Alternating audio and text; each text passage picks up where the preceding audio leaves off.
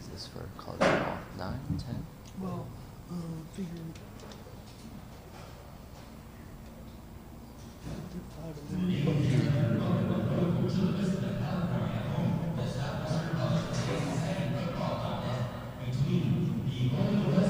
Yeah, get that, Kevin.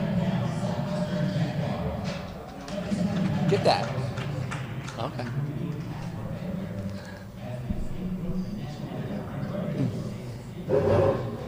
Hello and welcome to college football here at Devore Stadium, the home of the Southwestern Jaguars.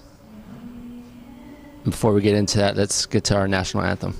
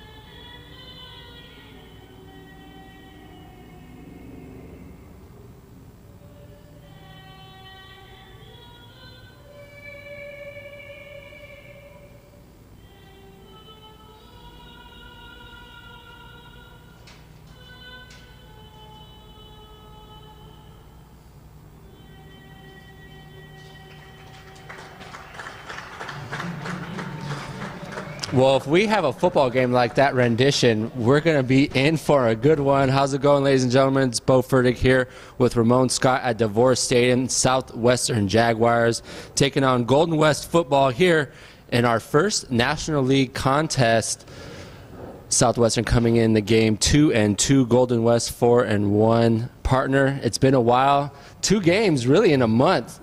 They've had a cancellation and a bye week, so what do you see this Southwestern Jaguar team coming out looking like today? Yeah, Bo, it's good to be with you again, and a lot's happened since we last were here together, and some things have not happened as well, but for Southwestern, they are coming off a bye, but before that it was a terrific road victory, well earned against winless Chaffee, but Southwestern got it done in exciting fashion, and so they're riding a victory coming in here. The exciting thing that happened in that game, Bo, was Asher Booth kicking a pair of long field goals, 2 field goals over 50 yards. He had a 51-yarder and a 52-yarder, including the game winner with 1:06 left, and Arnold Escanio coming around the end makes the block of the potential game-winning field goal for Chaffee. Southwestern went sprinting down the end. You saw it right here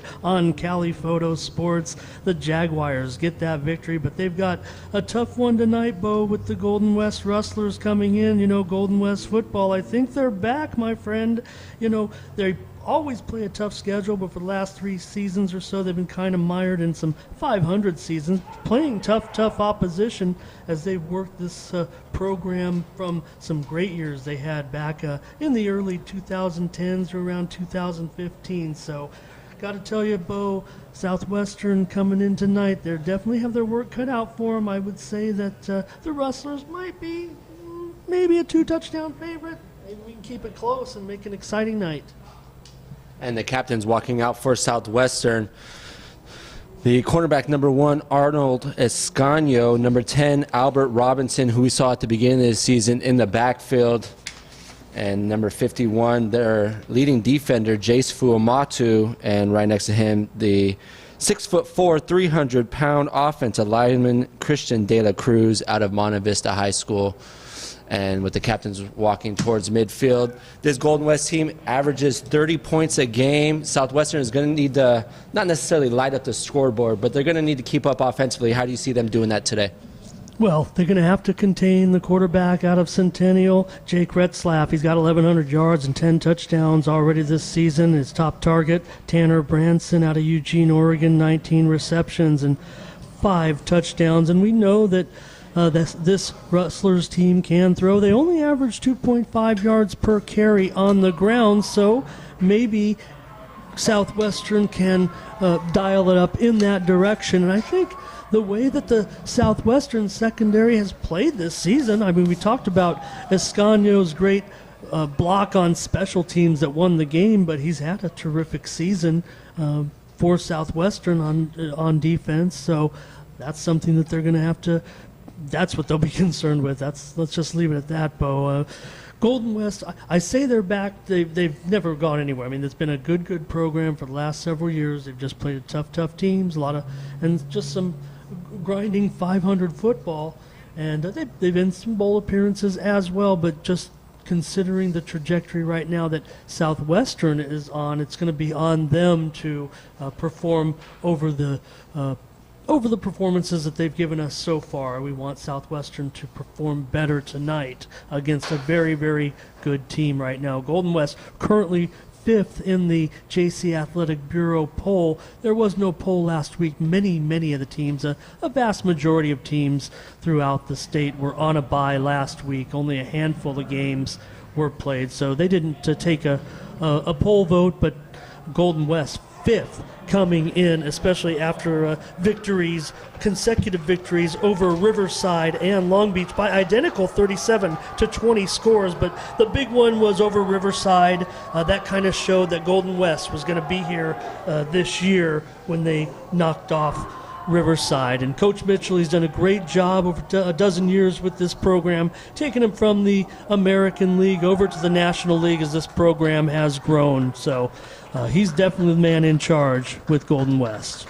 Southwestern wins the toss. They defer to Golden West. They'll take the ball. So their offense and number 11, Jake Retzlaff, will take the field first for Golden West. Southwestern coming in this game 2-2, looking to get back over 500 after starting the season with a win against local team Grossmont 10-7. Those first 2 games, they scored 10 points. The third game against Palomar, another local program, they lost 26-7 and put up 26 against Chaffee, so they had their season high of 26 points. And we talk about offense struggling a little bit. Special teams is going to play another big. They're going to be an integral part if they pull out this one today. There you saw Coach Ed Carberry always prides himself on special teams. That's right. Yeah, Bo, I happen to agree, especially with the way they won that last game. Can't underestimate the importance of what Booth has meant to this team as a field goal kicker, and to have 2 50-yarders in the game for him. His story's so interesting, Bo. Booth is a former soccer player that found his way really to Southwestern to play football, found a job here as a kicker, and I think it's a good choice by him. He was going to try to land himself into minor leagues of professional soccer. I mean, he really was a soccer player throughout most of his athletic career in high school and in college. But this has been a good career move for him so far, and I look for Booth to be getting in there and get us some points tonight with his leg. All right. And Dave, Bo, I also want to give you one comparison. You mentioned Southwestern's loss, to Palomar, and Golden West beat Palomar pretty handily back in the second game of the season. Yeah, I saw that 31-3. Yeah. It's a different part of the season, and they have a few more practices under their belt. We'll see if that proves for a win here today against Golden West. And once again, that Southwestern special teams not allowing the return game to get up to the 20. That's your man, Donnell Frazier, getting in there right away. I think we've called him several times on special teams this season.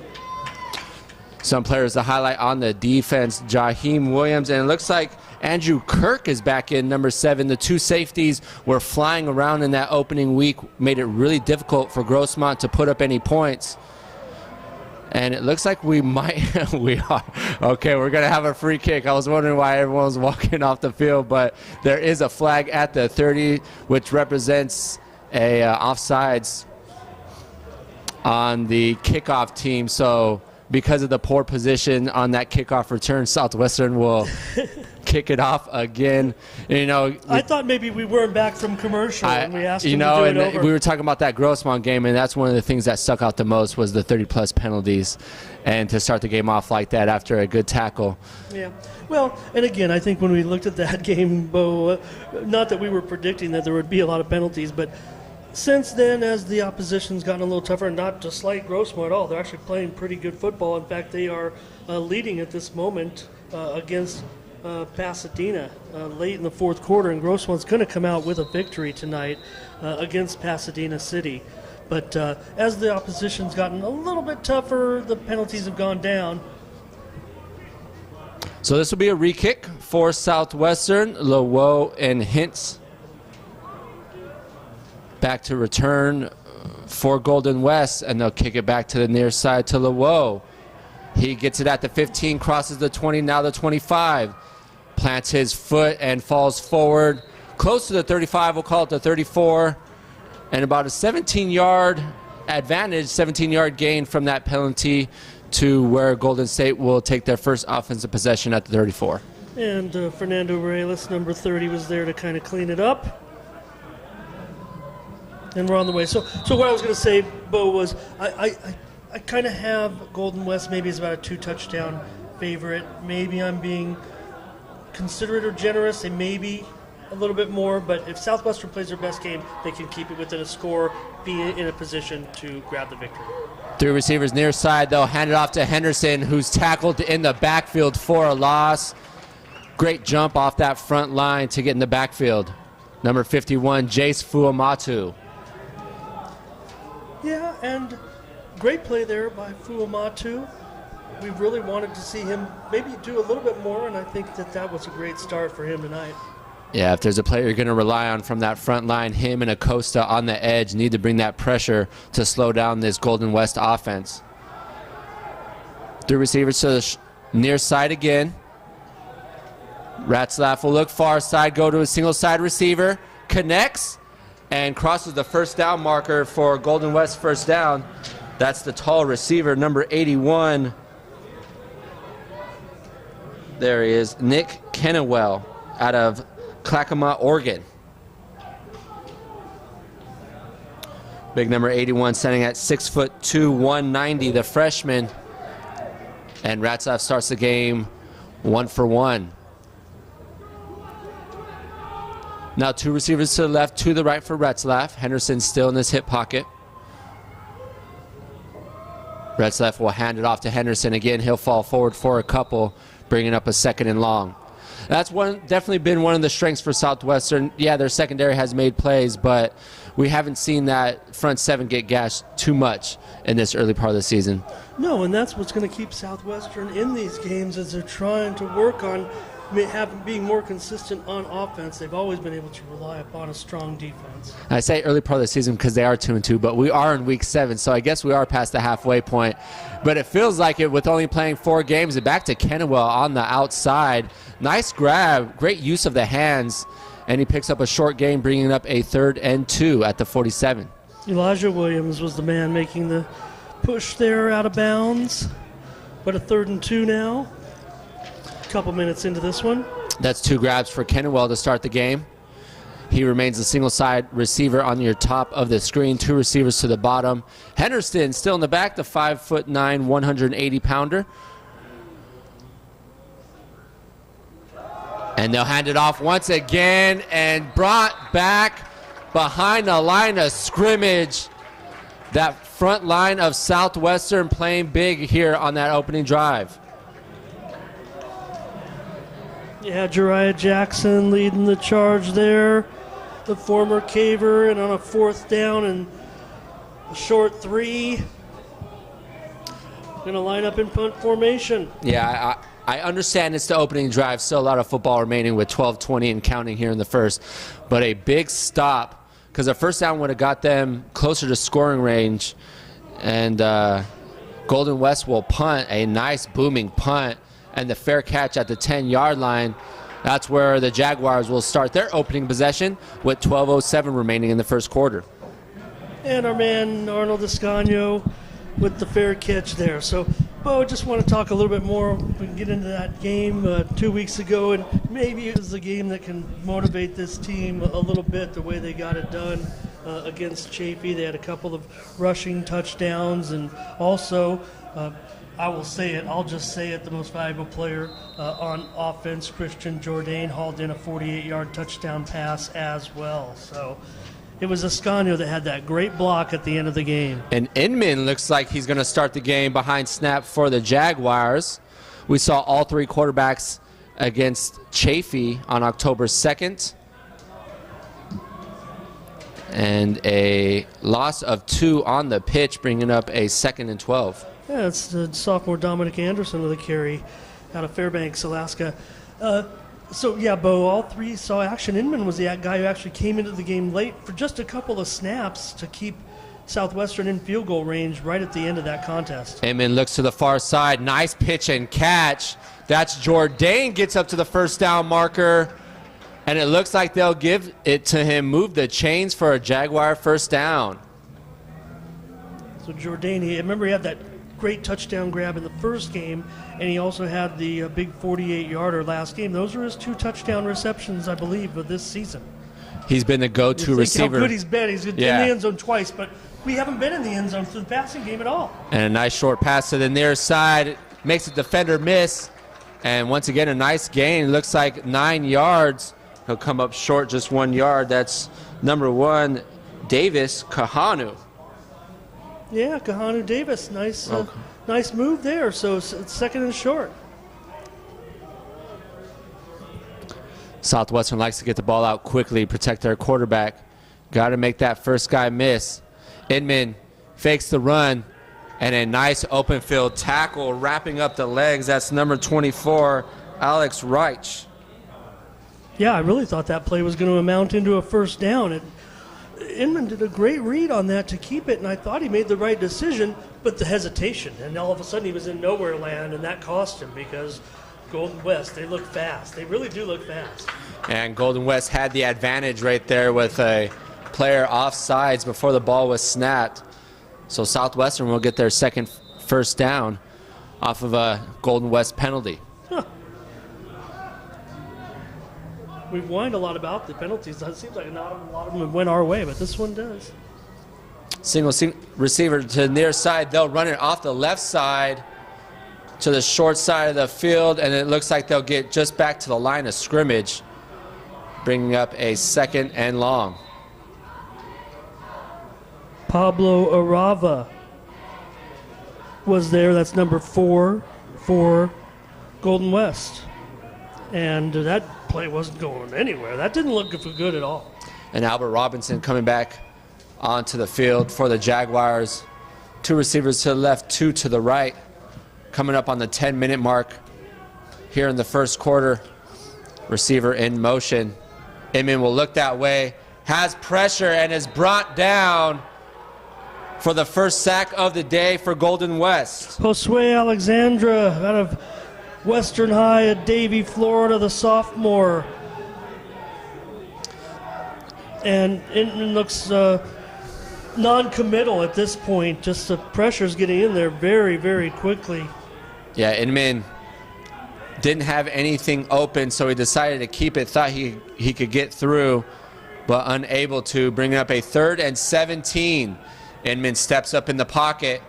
Looks like he'll tuck and run, but brought down from behind. Great job by Souza. And bringing him down and bringing up a 4th down. Yeah, so you can see what's happening here is when Inman is making the decision finally to start running with the ball, by that time, Golden West has kind of closed the gap already. So I know you don't want to commit if you're going to take off and run, so early in your decision. But at this point, that's the only option he has. The receivers aren't going to be open for a quick release at all right now. And after 2 first downs, the Jaguars are going to have to punt after back-to-back sacks for Golden West. Back returning for Golden West, that's number 2, Lawoya. McElligott in there. What a beautiful punt to the near side. That's going to bounce. Yeah, great job. And get a favorable bounce for the Jaguars inside the 20. Make it the 14. Special teams coming up big right there for the Jags. That's a 47-yard punt for McElligott. We're going to see 2 very, very good punters here today. Maybe not in the Matt Ariza category, but we're going to see some great punting here today with McElligott and, of course, Andrew Guzman. We'll see him. Hopefully we'll see him a lot, the Golden West punter. And both teams come out scoreless in their opening drive. Golden West will start their second possession at the 14. They love that spread offense. Ratzlaff in the backfield. 2 receivers to the left, 2 to the right. Ratzlaff sees something, he adjusts. And they'll run a stretch to the far side. And once again, that Jaguar front line not allowing any lanes.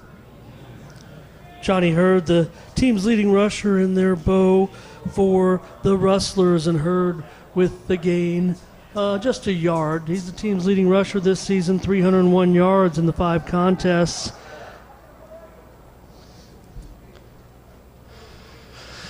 Ball at the 15, bringing up a 2nd and 9. Retzlaff 2 for 2 on the day. He looks towards the near side, hits the guy on the slant. And a nice 12-yard gain, brings up a first down, the pitch and catch. Looked like that was number 6? No, I think Olabi with the reception, right? Falabi, yeah, that's number 9. His jersey's tucked up. It almost looked like it could have been number 9, number 6, or number 0. But Ofalabi, second on the team with 17 receptions and 214 yards. Nice pitch and catch. They'll go back to Ofalabi again on the hitch, and that picks up 7. So back-to-back receptions from Ratzlaff to Ofalabi, bringing up a 2nd and short. Elijah Williams there to make another stop. A 2nd down and 7. 7:12 to go, first quarter, no score. First quarter cruising by quickly. A lot of completions and a few sacks, a handful of runs. Not much clock stoppage here in the first. 2nd and 3. They'll hand it off, and once again, that front line of Southwestern not budging. To tackle at the line of scrimmage, a group of Jaguars bring her down.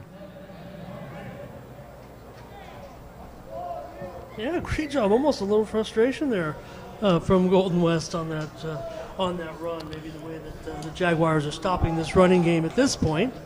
Yeah, and they're not bringing any extra pressure, which is nice.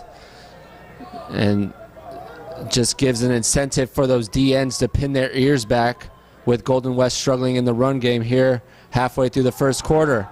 Heard the play fake far side, and just out the stretch arms of his intended receiver, and that will bring up a 4th down. So the last 3rd and 2 they had, they ran the ball, got stuffed at the line of scrimmage, this time with the play fake, tried to hit the receiver, had him initially off the line, but a tough pass just went wide. Clock stops at 6:11. Here still in the first quarter at Devore Stadium, Southwestern Jaguars, Golden West Wrestlers. Scagno's back for the Jags. Scagno. Good look at Guzman here, a good kick. With the fair catch, nice high kick, allows his team to get down, and he'll bring it in at the 28. 37-yard kick for Guzman. And he's got a nice touch. Guzman, I wouldn't say he's got the strongest leg, but he's very, very adept, especially at pinning opponents. Strong leg, but really adept at pinning opponents. Inman back on for his 2nd offensive possession. Once again, 2 receivers to the left, 2 to the right. Receiver in motion. He'll look that way, go back to the single side receiver. Did the corner turn back in time? They say he didn't. Inman saw the one-on-one coverage on the outside, decided to go to his receiver, and a penalty will bring up a first down for the Jaguars. Yeah, there's a veteran move right there by Christian Jourdain. Anytime Jourdain is in single coverage by himself, Inman is going to take advantage of it. It's one of those receivers where if he's still covered, he can still make a play on the ball. And 15 yards added from the line of scrimmage brings it to the 43. You mentioned, Bo, Jourdain, 21 receptions coming into this game. The next closest has just 10. That's our Terry Wright. And screen to the near side. Golden West all over that, swarming to the ball. Jaguars will pick up a yard, bringing up a 2nd and 9. Jaquan Dorsey there with the reception. Dorsey's been coming along as the season's been going along. The big body receiver. It's where Southwestern falls a little flat on the outside. Jourdain, some of their other receivers a little smaller. Inman gets to the edge and steps out at the 45. He'll gain 1 on that run, bringing up a 3rd and 8. So, look, the Jaguars, they've been very, very fair in their quarterback rotations. I'll just say it. And I would imagine I think that's very well put. Very well put. If someone could step up and show, they can take over this offense. Right. That's very well said. Coach Carberry has done a great job in allowing his quarterbacks to display their ability. Hits his intended receiver in the flat, and once again, it's tough to pick up a first down when you're throwing the ball 8 yards behind the line or behind the first down marker. Receiver has to make a couple guys miss, and he doesn't on that one. And the Jaguars special teams will come back onto the field with 4:44 and counting here in the first quarter. Couple yards there for Jalen Poston. So 3 different receivers have receptions so far for the Jaguars, but we're going to have our 4th punt. Golden West also covered well in the secondary. There wasn't really any receivers open downfield, so that was Inman's only option. And the fair catch brought inside the 20. We'll call it the 19, and that's where Golden West will start their 3rd offensive possession with 4:15 remaining in the first quarter, and a scoreless ball game here at Devore Stadium.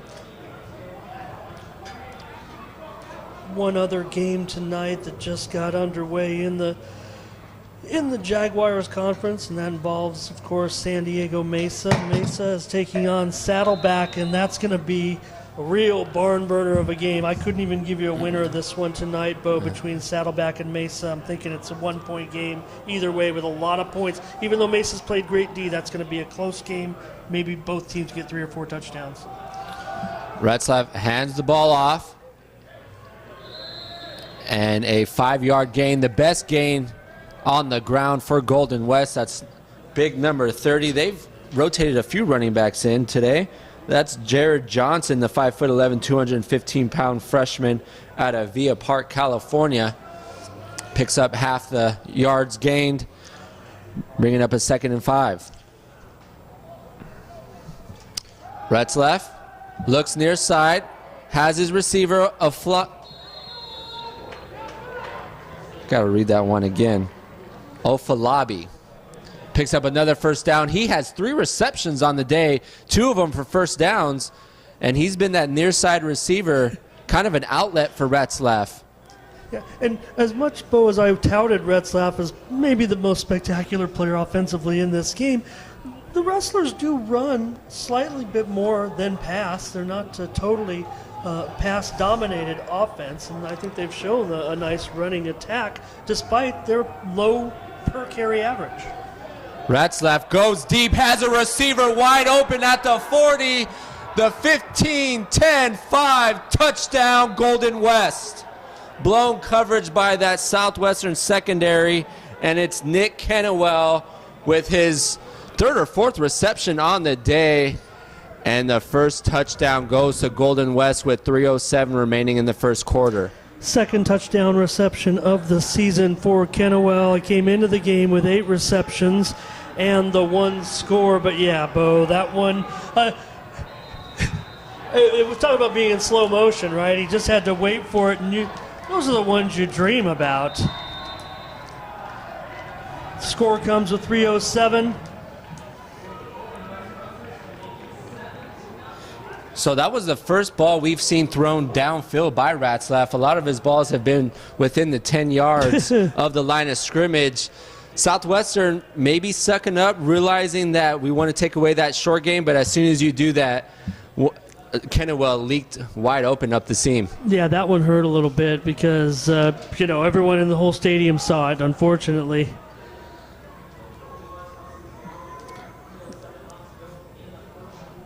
Didn't get the yards. I want to say that was a 60-plus yarder. I mean, they were inside the 40. About 66 yards, 65-yard touchdown. Yeah, for sure.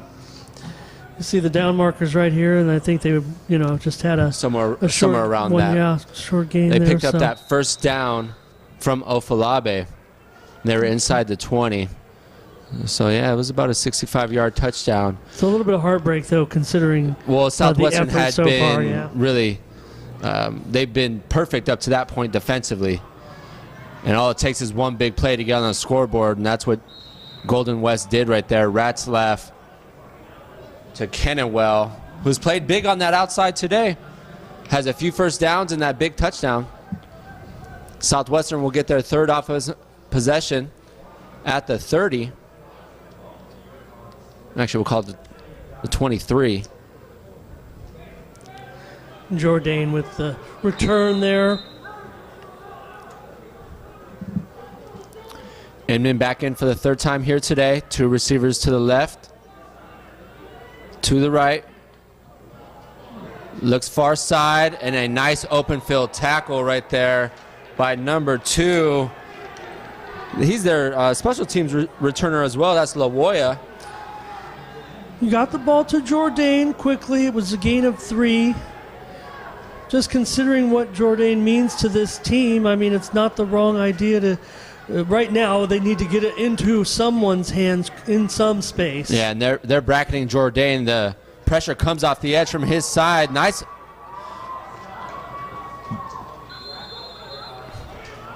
block by the receiver downfield, but too many Golden West defenders swarming to the ball. And they've done a good job of that here today.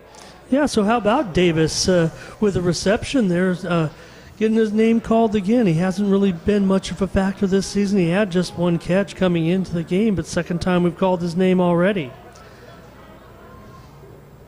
Kahanu Davis out of Hawaii. Under 2 minutes remaining in the first. 3rd and 4. Inman looks near side over the middle and is intercepted. The Golden West linebacker, number 54, returns it inside the 30-yard line, called to 25. That's Kylan Neal out of Long Beach Poly. Talk about thrown into traffic, Bo. It looked like they had set up like a zone of defenders right there. 3 men. It was an umbrella, definitely. Yeah, and I don't know. I think there was time for Inman maybe to get it to the receiver, but an extra look, an extra pump, whatever it was, by then the defenders had already converged. They have some great defenders, the linebackers. Kylan Neal out of Long Beach Poly, Sele Pamasa out of St. John Bosco. You're seeing it on display right here with Golden West, what's making them so good this year. Carrillo now in the backfield for Golden West. And he'll pick up their biggest gain on the ground. 10 yards will move the chains for Golden West. Jaheim Williams came in to make that tackle, but the momentum of Golden West were able to just get a big hole right there. A little bit deflated right now, the Jags defense. They've got to find some wherewithal to try to keep them out of the end zone. 1:22 and counting here in the first quarter. Ratzlaff, 2 receivers to his left, single side receiver to the top of your screen. Ratzlaff will hand it off. Running back gets to the edge, almost gets to the goal line, so that's 2 big runs right there by Carrillo. And 2 first downs. So 2 touches, 2 first downs, and Golden West is inside the 5-yard line with a 1st and goal. Nice job by the Rustlers also to get him sprung to the outside. Russ was looking good all of a sudden on the offensive line as well after Southwestern was doing such a nice job those first two drives. Now inside a minute remaining, Carrillo still in the backfield. The play fake, Ratzlaff keeps it and is brought down 3 yards behind the line of scrimmage. And that one was read nicely. Southwestern front four were all over that one. We have under 30 seconds remaining in the first, and it looks like that will be the last play of the first quarter as Golden West has that one touchdown lead, 7-0 here at Devore Stadium. And they're knocking on the door again. 2nd and 7 when we start the second quarter. Yeah, I'm not saying the Jaguars deserve better. They reap what they sow with that big play, but it's just deflated them a little bit and resulted in this short drive that was started by the interception.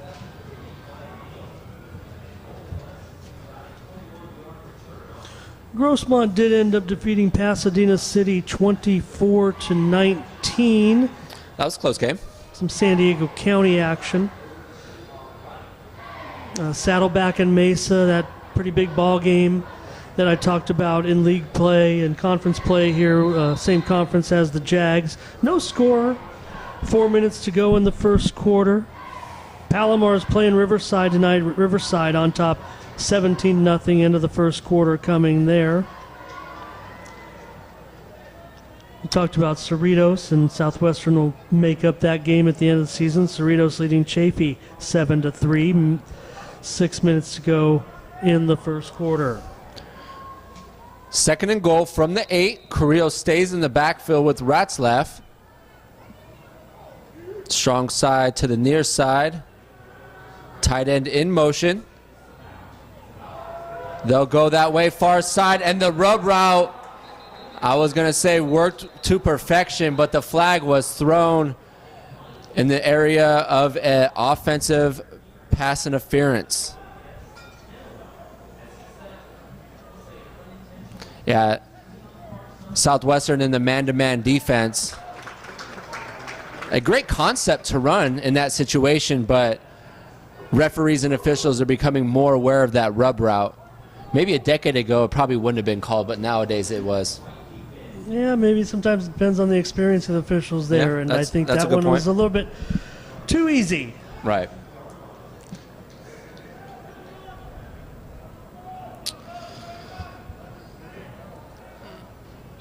So touchdown was no good. That brings Golden West back outside the 20-yard line at the 22. Still 2nd and goal. Kennewell, the receiver at the bottom of your screen. Looks like the Southwestern a little confused in the secondary. Pass over the middle. Receiver open inside the 5. And Branson, their leading receiver, brings it down for a big play, bringing it to the 3-yard line for the 3rd and goal. Yeah, I think you really got a chance to see what Retzlaff brings to the table with that release.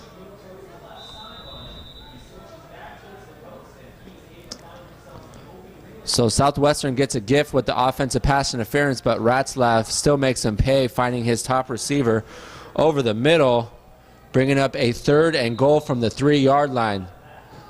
So at the beginning of the second quarter, 14:30 and counting. Looks like Kirk had to come out for an equipment situation. Carrillo still in the backfield. He moves to the right side of Ratzlaff. Ratzlaff looks left, another rub route. And Branson wide open in the flats and touchdown Golden West. So same route concept. The out route undercutting that slant route. And the offensive penalty was to the slant, this time to the flat, and Branson gets his first touchdown of the game to give Golden West a 13-0 lead. Yeah, I wish they could have seen that one coming a little better. I wish I could have seen it coming a little better.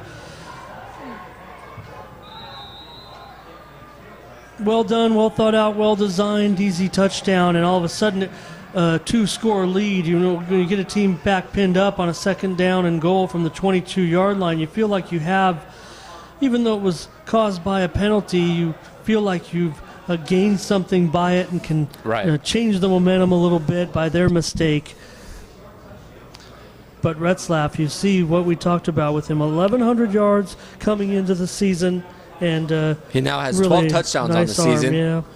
Had 10 coming in, and it's been the downfield throws that have really challenged this Southwestern secondary. We'll see if they could get that buttoned up as this game goes along. The question has been on their offense, whether they can muster up enough points to keep up with these strong offenses from LA County, Golden West out of Huntington Beach, California.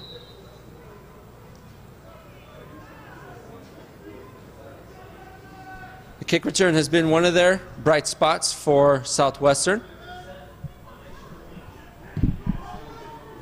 This ball will be brought out from the goal line. They'll come near side and nothing going. Not much room for Southwestern. That was Christian Jourdain on the return. Gets past the 20. And we'll see if the Jaguars can just kind of control the clock a little bit right now. That defense seems a little tired, obviously, after back-to-back coming back on the field quickly. And I get worried because it's a situation where you don't want it to get away from you necessarily, but you're going to be better off if you can own the ball for a while. But you just see what Christian Jourdain, every time he gets the ball, he's the only man on this offense that really is a playmaker at this point. And a run off the right side for a gain of 4. They only had 2 receivers in that time, so really an ace formation, 1 receiver at the top, 1 at the bottom, and they're running a little bigger up front. Maybe they decide to stick to that run game a little bit, use their size up front to lean on that defensive front of Golden West. And same play again, this time Golden West all over it, bringing it down the running back 3 yards behind the line of scrimmage to bring up a 3rd and 8. Yeah, so Dominic Anderson got a couple of carries there, but that was Sele Panamasi, the St. John Bosco product, and really, really nice tackle there. We talked about him in the open. 2 receivers to the left, 2 to the right for Inman. Inman will look far side and almost, not necessarily almost intercepted, but the corner had a great position on that ball from Inman. And if Inman would have underthrown that might have went the other way for 6. Nonetheless, another 3 and out for Southwestern. So we talk about quarterbacks, you know, sometimes it takes them a while to find their groove. Down 14 early, you know, it's tough for Carberry to keep a quarterback in like this because Poston ran a good route, and again, Inman, it looked like there was some. There looked like there was a brief window in there. Very tight, small window though. Inman was just, you know, I don't know if he's hanging on the ball just a split second too long. You know, again, I mean, no, if anything, well guarded. He got rid of the ball too quickly. The receiver wasn't even out of his break yet, but Inman felt the pressure off the edge, and he had to get rid of it. Yeah, I can't. I mean, it was a 15-yard route, so those take at least 4 solid seconds to get downfield. They don't have that kind of time right now. Right, exactly. No. 12:54, still in the first half. Southwestern, Golden West got up 2 touchdowns off of a turnover. Southwestern Jaguars defense going to need to come up with something creative here to get the ball back for that offense, down 14. And I'll say this, Bo, about the defense for the moments that they have excelled, not very strong right now at this point at forcing turnovers. And the pitch to the tight end. Number 84, Savallo. I know that sometimes we say that, you know, turnovers are that lucky category.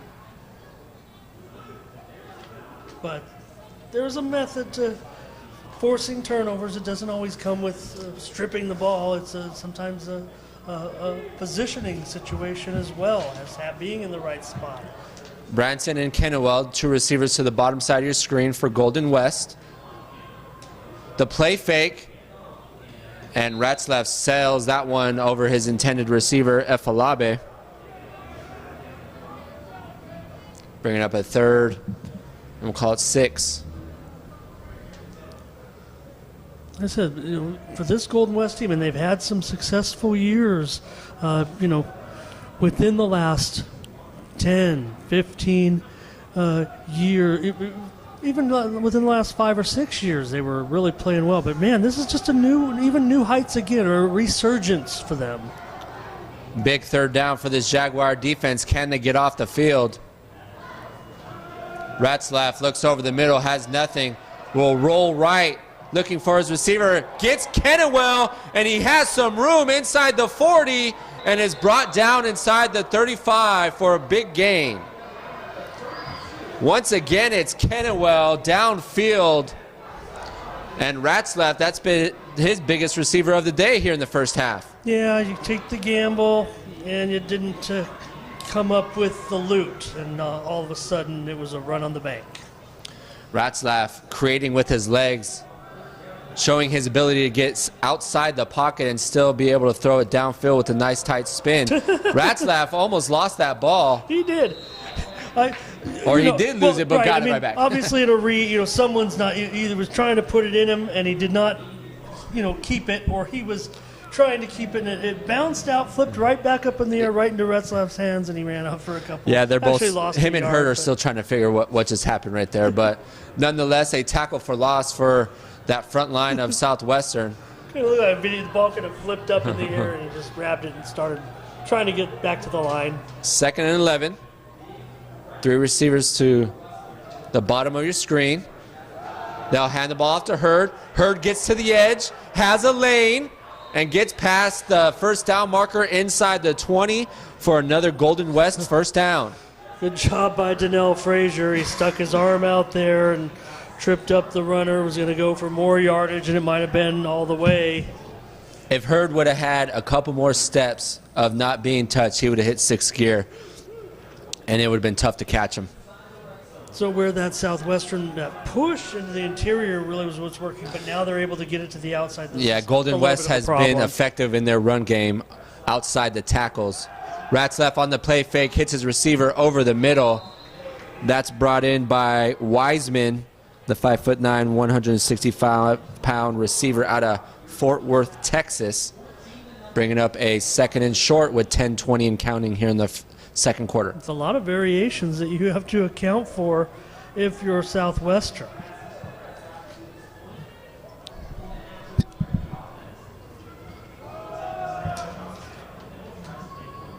And the handoff goes up the gut for a short gain. Back in the game is Jared Johnson for Golden West. If Ratzlaff would have kept that one, he had the edge, decided to give it up. And a 3rd and short for Golden West. Jaguars with their backs against the wall. Need to come up with a big stop here. Some movement up front. Tough snap. Ratzlaff picks it up, but pressure off the edge, and Ratzlaff goes down. David Afoka, the Otay Ranch product, came in, got that tackle.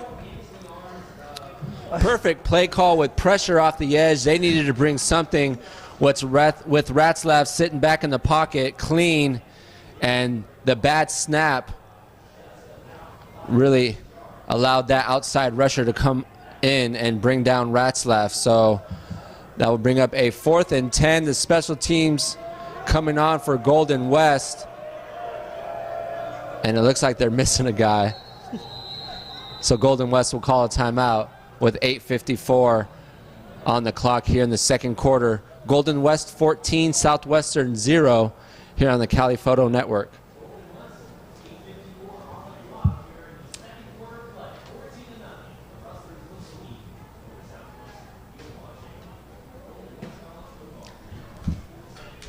Jake Cypers will come in and try to attempt this field goal.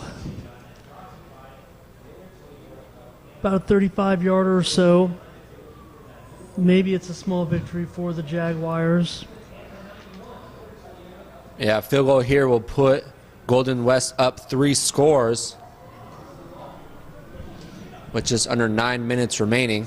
Cypress 6 of 8 on the season, with a long of 39. Beautiful day or beautiful evening for fall football. Feels like we're still in the low 80s, high 70s. Can't get much better than this mid-October. The weather started to turn a little bit, but warmed up again the last couple of days. Still a bit of a heat wave here.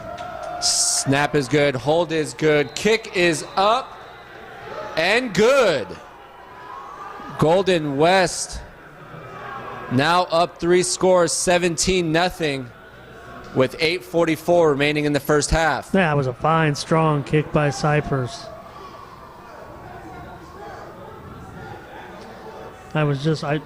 Some sirens going off in the distance. I mentioned the heat wave. Just want to get through the fire season, have it cool off a little bit.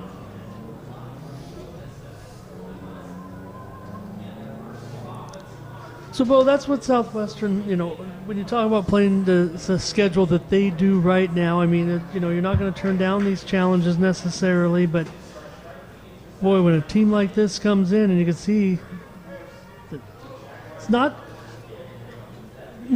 overwhelming weaponry. They run it so well right now, Golden West. Really, people are talking about the start that they've had and the quick climb that they had up the rankings because they've looked so good.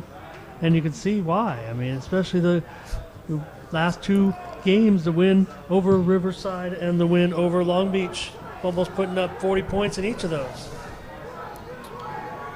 And Golden West special teams almost brings down the returner, breaks a tackle, gets to the edge, and is brought down at the 25, but there is a flag thrown behind the play in the area of a holding call.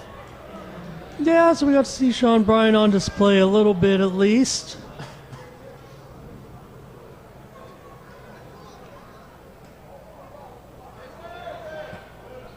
But we all knew it was all for naught. Clock stops at 8:33 here in the second quarter, and Southwestern is going to need to get something going here on offense if they want to stay in this game. And this isn't a great starting point, their worst starting position here in the first half.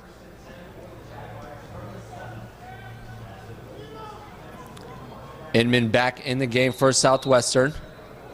He has 3 receivers to his left. He'll play fake, hit the bubble screen near side, and another nice open field tackle again. And it looks like he'll remain down. Tough tackle on the outside. That's Malaki Gatewood out of Bellflower, California. Another St. John Bosco prospect. Jalen Poston had the reception there. But just aesthetically, I mean, you could see what the limitations in Southwestern's situation right now. I mean, it's really, more of a horizontal game. Double doubles.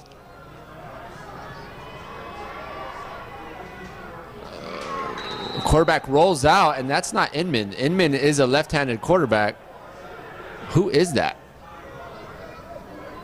Is that Smith? It doesn't look like Smith either. That was number 14, Jalen Crowell.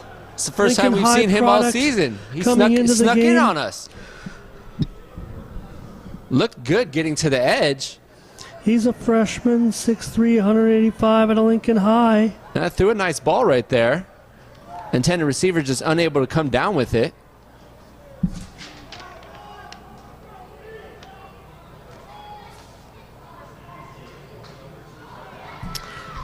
And the pass near side, and once again, the corner's doing a great job. As soon as the receivers come down with the reception, the corners are right on it, not giving up any space. And once again, another 3 and out for Southwestern. Did get it to Christian Jourdain there.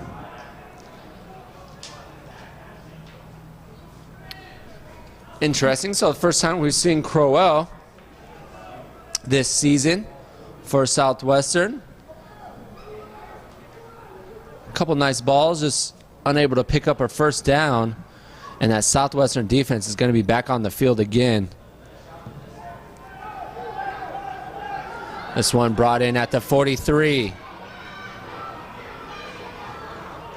Crosses midfield and is brought down at the 45 into Southwestern territory. That was Alawe once again for the Wrestlers. Nice kick by McElligott. Had to get rid of it, had to boom it, so he did kick down. His coverage was really trying to get down there quickly, but he had to get it off, get it away, and get it long. So still pretty decent field position, but I'd say it actually a pretty good job by Southwestern there. 7:07 remain in the first half. Golden West 17, Southwestern 0 here on the Cali Photo Network. And it's been all Golden West. Retzlaff back on behind snap with Jared Johnson now in his left hip pocket. Play fake, has his receiver thrown behind Branson, who already has a touchdown here today. He was open too if he would have put it in his chest. Wouldn't it be nice to have opportunities such as that? Poe, he just misfired on that one, but as Retzlaff, he really was open. Yeah, gives a high five to him like, I saw you, man. My bad. Johnson off the left side picks up 6, bringing up a 3rd and 4. Little space for Johnson. Jason Martinez there with the tackle out of San Ysidro High. So far we've seen these Golden West running backs, and they're really just downhill runners. Not much shiftiness to them, but they get north and south quickly, finding a hole and attacking. Your San Ysidro team picked up a victory last night over Foothills Christian. That's a big win for them. And a big deflection, pass deflected on a big 3rd down. Give credit on the play defensively to Caswan Mason out of Long Beach, Jordan. And Golden West the offense will stay on the field with 6:26 here in the second quarter. Why not? They've been doing so well here today. Southwestern hasn't really been able to move the ball offensively. Well, good. Southwestern needs a challenge. They need a victory out here on a sequence. This gives them an opportunity to get that. Retzlaff looks to his single side receiver. No flag thrown. Great defense on the outside, and a 4th down stop by the Jaguar defense, getting some life into this team. That's my defensive MVP, Arnold Escaño. Yeah, that's not the guy you want to be attacking. But we have seen Golden West go to that single side receiver here a few times today. And on the outside, we saw Kennewell run that whip route. That was a whip route right there, but Escaño had seen it one too many times, picked it up quickly and stepped in front of that pass to poke it away. 6:21 still remaining in the second quarter. Jaguars going to need to get something just to feel like they have something going in this first half. Well, they're going to take a play and try to work off of it. That was it. I mean, that was the play of the game so far for Southwestern, as minimal as it might seem in the sequence of events. But that's got to give you a little bit of excitement to make that stop after Golden West sportingly went for it. This is the best starting field position for Southwestern, so that's a plus. I want to say it looks like Inman is back in the game for Southwestern. Oh no, that's Crowell. Excuse me.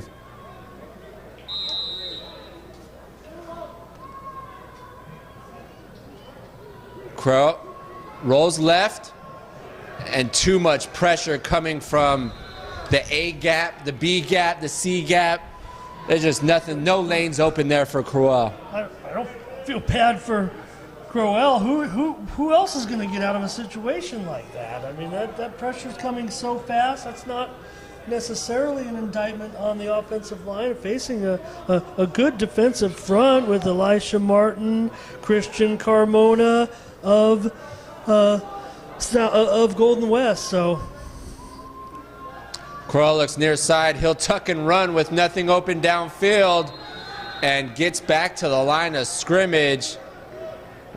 That front four of Golden West getting to the quarterbacks quickly here in the first half. I mean, what play are we running? What play is it right now, right? Because there's no time for a drop back. There's no time for an evaluation. There's no time for a read. The quarterback is almost having to make the decision it's first read or nothing at this point. I mean, and it's almost as if you're forced to make a decision if you are going to take off running, and you have to take off running before you've made the decision to take off running. Corral on a 3rd and long looks near side, has some time, but the intended receiver, Christian Jourdain, just bracketed over the top, and there was just nothing there. Yeah, I'm not going to fault the choice, and threw it far enough that it wasn't going to be intercepted or anything. Of course, it was a 3rd and long, so it had a shot to look at something, and he made probably the right choice there, but the coverage was there.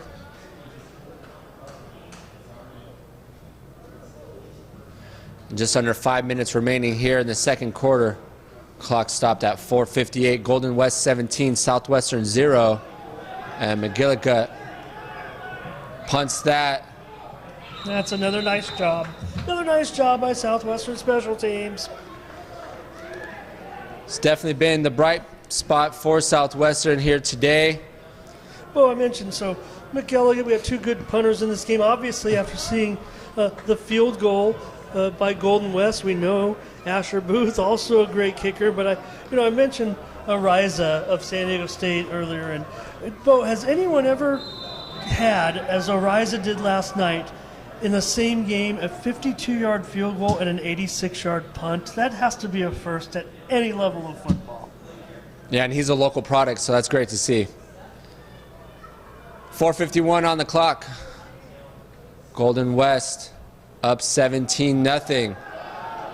And a pass behind the intended receiver, Kennewell, showing off his hands. He showed off a lot more than them.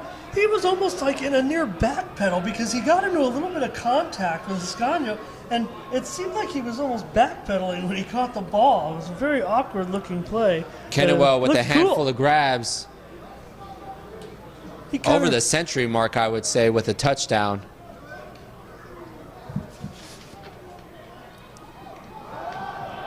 And Ratzlaff will hand it off to Carrillo off the right side. He picks up a couple to bring up a 2nd and 8 with 4:14 and counting here in the second quarter.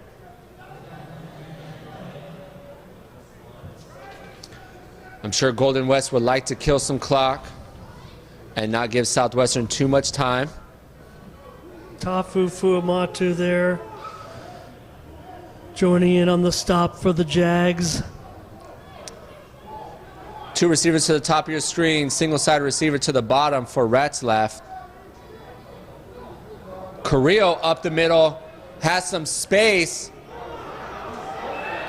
and the jockeying will push Carrillo backwards, but he'll get to the first down and move the chains for Golden West. Tough running again by the Golden West running backs. Yeah, and I think that's something you'll see the coaches in the film room. You saw the commitment of the Jaguars, the pursuit, and they were pursuing nothing. They were pursuing a play that necessarily wasn't there. The right call was made by Golden West for not easy yardage, but picked up that first down. Kennewell and Branson, your near side receivers. Carrillo remains in the game with 3:15 and counting. Carrillo off the left side, has a lane again, gets to the edge, crosses the first down marker inside the 35 and is brought down at the 31. But we do have a flag in the second level, right about where that receiver would have been picking up that block. Yeah, so he'll still get credit there. They'll give him about, maybe 6 yards and then 6 or 7 back yards with the penalty. Past the line of scrimmage. It wasn't, it did look easy, and maybe it was too easy, but that play has been there. They probably, I'm not saying that, even if, like I said, even if you just tack on the holding and call it a 6-yard gain, say that man did make the tackle, it's still an effective play, and it's a real good-looking play for Golden West. Third time tonight we've seen it. Yeah, the efficiency from the run game of Golden West has definitely been on the outside. Yeah, and I said they came in averaging just 2.5 yards per carry, so I thought maybe Southwestern would be able to do a job there and force them to throw. They have a good passing game, obviously. Ratzlaff looks deep, has a receiver, and is thrown behind him. That's picked off by Southwestern. Southwestern's first turnover of the game, and it comes at a great time. That's Donnell Frazier. Yeah, Bo, it looked like the receiver just got lost, never saw the ball. I don't know if he could have adjusted and gotten back to maybe make the reception because he was already had overrun the route, if you will, and Frazier just happened to see the ball arriving right where he was standing. And the pressure up the middle forces the errant pass, and Jaguars have some life to them with 2:32 remaining in the second quarter. Corral back in the game. This is his third offensive possession for the Jaguars. He'll keep, comes to the near side, has a lane, cuts back, gets into Golden West territory, picking up 8 on the ground. So we've now seen the shiftiness of Crowell, had some space on the edge and picks up 8, his best gain on the ground. Talk about forcing turnovers, getting turnovers. Only the second interception of the year for Southwestern. You would think, the way we've talked about these defensive backs, they would have more than that. Robinson plows through his first offender, is brought down, but he picks up a first down. Moving the chains with 1:51 on the clock. Clock will stop. Now it's in 1:44 and ticking. 2 receivers to the left, to the right for Crowell. Robinson in the backfield at the Golden West 43. Crowell looks near side. He'll tuck and run, but brought down behind a line of scrimmage with 1:25 and counting here in the first half.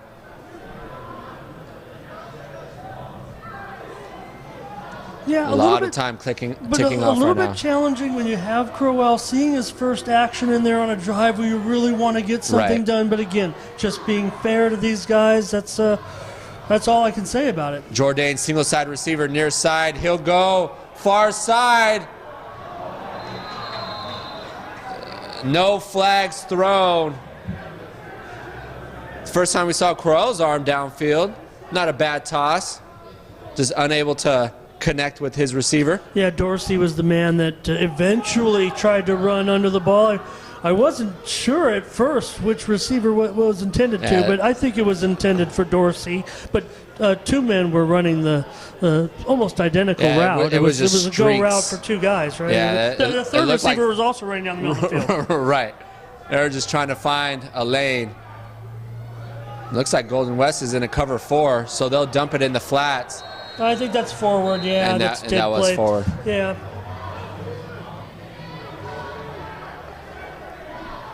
So I just appreciate that, Southwestern's not going to deviate even though you have more experienced quarterbacks. None of them, we've talked about being generous and kind in our words.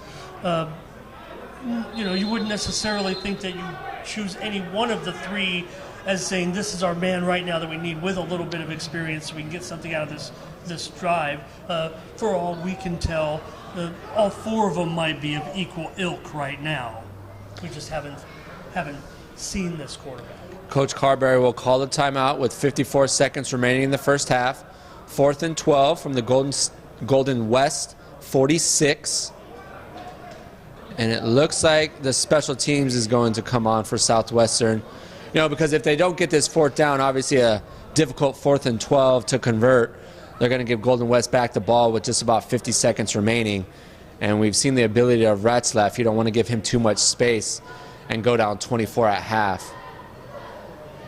Yeah, I'm not going to sit here and complain about not trying to get a few yards and get 3 points out of it, right? Right now, Golden West is in control of this game, and Southwestern's going to need a big play somewhere in the early in the just second unfortunate. half to change, try to They get the turnover, right, and offense picks up a couple nice gains, looks promising. Maybe Golden West getting a little tired defensively. Fresh legs of Crowell doing some damage, but yet again, that Jaguars offense just unable to sustain drives. And, you know, Golden West is coming into this game 4-1, so they are a formidable opponent. And they will call a timeout. Golden West will. Still 54 on the clock. I'm just saying, all they need maybe 15 yards the way the offense is going. Certainly a bit difficult to amass against a defense that's playing pretty well right now in Golden West. So just thought, if they could get to Booth, who has been so spectacular, and get 3 points out of it. But credit to the Rustlers. I mean, I know I'm being tough on the Jaguars tonight, and not saying it's because it's a tough assignment, Bo, but like I said, this Golden West team is not necessarily the same Golden West team that has been out here for the last couple of years. I'm talking about the program itself, of course. Right, they're 4-1, and their one loss was by 1 point, so a difficult task in front of the Jaguars, now down 17, playing against a top 5 team in the state.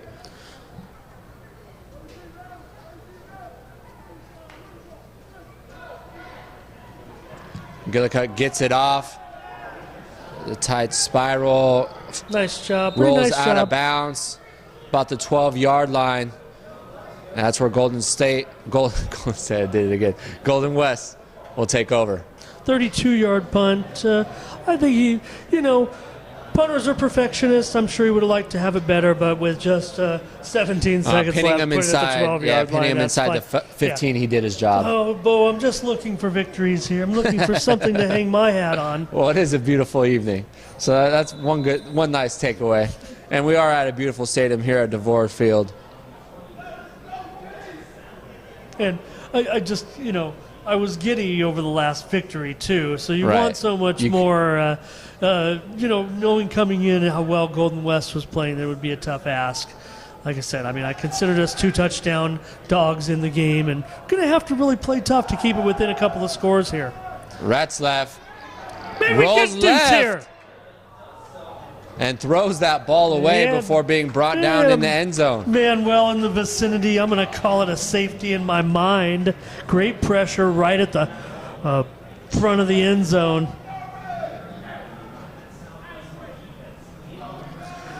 Fuamatu in there along with 49. 2nd and 10. 39 seconds on the game clock. Ratzlaff looks far side, has his intended receiver up the hash, but unable to bring it in. Looks like Ufalabe. I said earlier, Bo, I'm sorry, I said 17 seconds. It was 47. The clock has a malfunction on it. I believe it was 47 when this drive started, right? Yeah, Thank correct. you.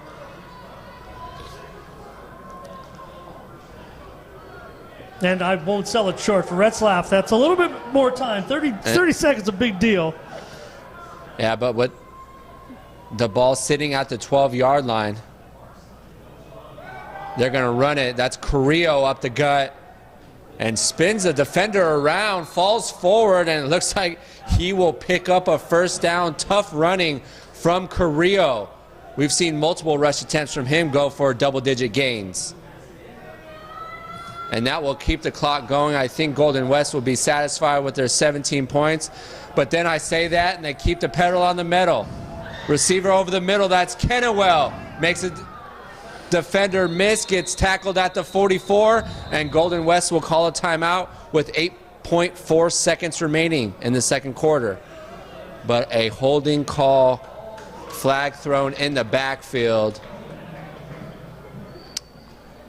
So that will just about do it here for the first half. Tough luck for Kennewell there. He's looked good. He's maybe been the best looking talent in this game so far. Retzlaff's been great too, but I think having Kennewell as a target, and he's found space, and Retzlaff's found him nicely in the seam most of the time. Real nice job by them, and now we'll get that knee.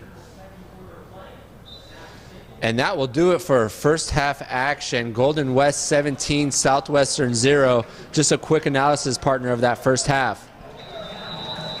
Well, we knew that Golden West coming into this game was a tough ask for Southwestern. I would say that when Southwestern goes in, however, they're going to actually be disappointed with the way they performed, obviously, because it's 17-0. But when you have several 3-and-outs, when you're not amassing any yards, credit Golden West. They're playing well this season. That's why they're one of the top teams right now in the state. They're at a new high. And Southwestern right now, we're searching for some offense, and I just think that Golden West is riding their wave, able to get some things done on offense too, because our defense might be getting a little bit worn. Yeah, not going to be surprised if we see Brandon Smith or Stevie Orr under snap in the second half just to get something going on offense. We saw Crowell and Inman, and they just weren't able to move the ball much. But we're going to head into halftime. Stay with us here on the Cali Photo Network. Once again, it's Golden West 17, Southwestern 0. We'll be back with you shortly at the half.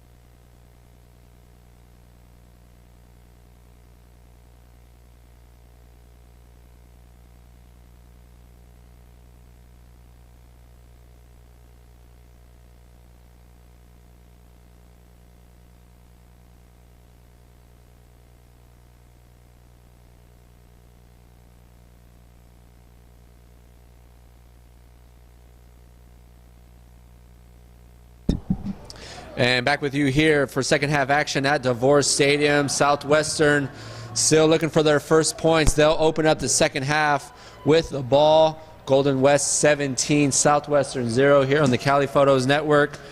It was the Rustlers opening up the scoring with a 65-yard connection from Ratzlaff to Kennewell in the first quarter.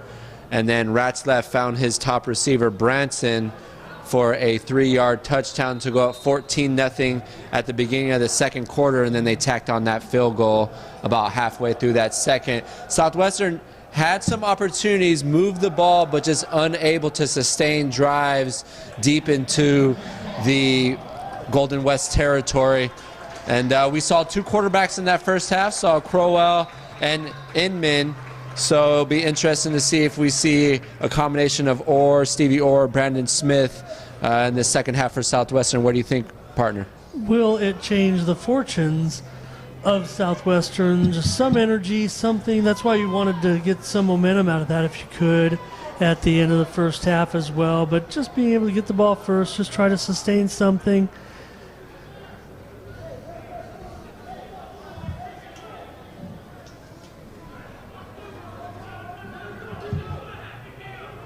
Other than the fact that Golden West is in a nice position here controlling this game, and that Southwestern would have to turn it around, it's still a manageable lead if you want to look at it from that. But Southwestern will need likely a big play or two to change the fortunes. I don't think they're going to be able to overwhelm Golden West given the way the two teams are looking at this point.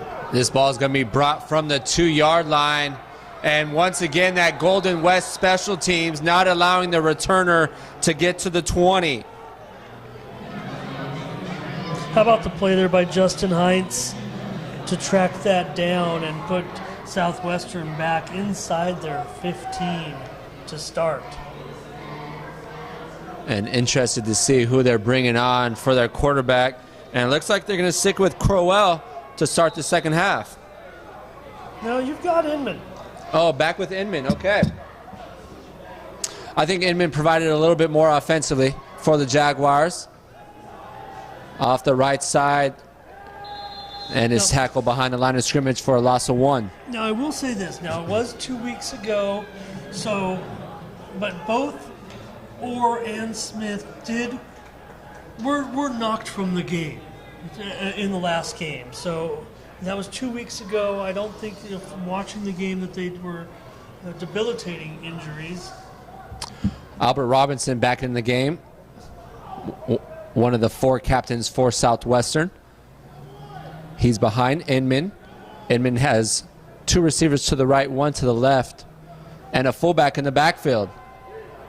Run off the right side and no push from that offensive line, and another tackle for loss for Golden West.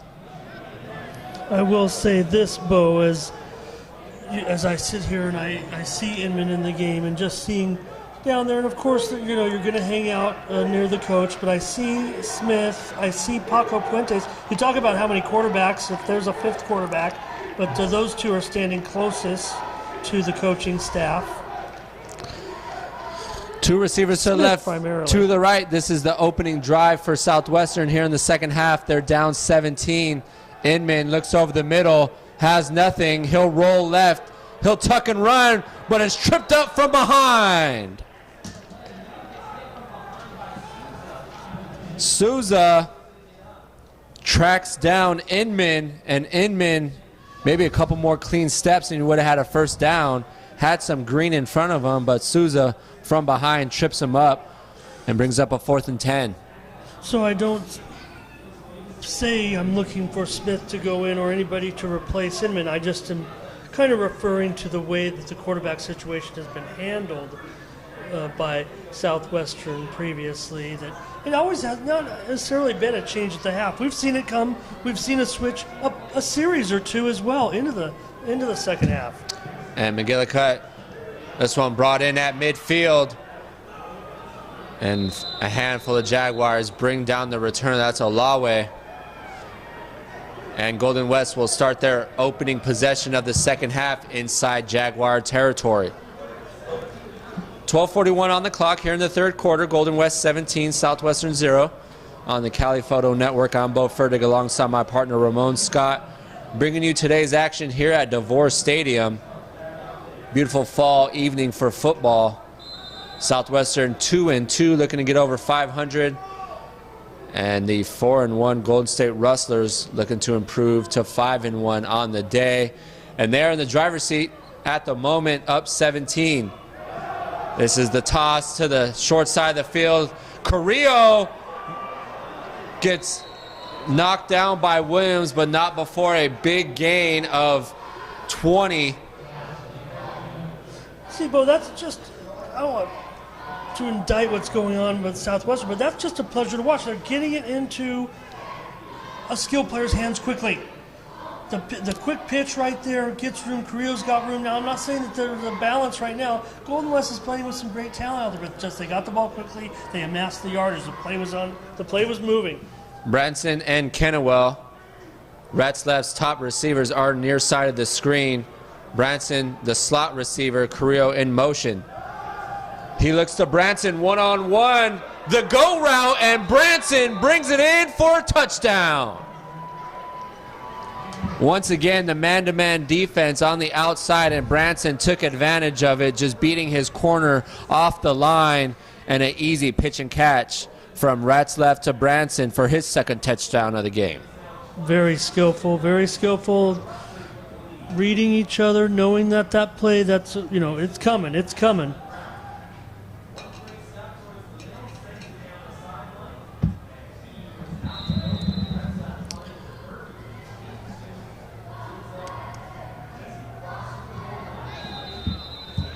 Cypress has that kick through.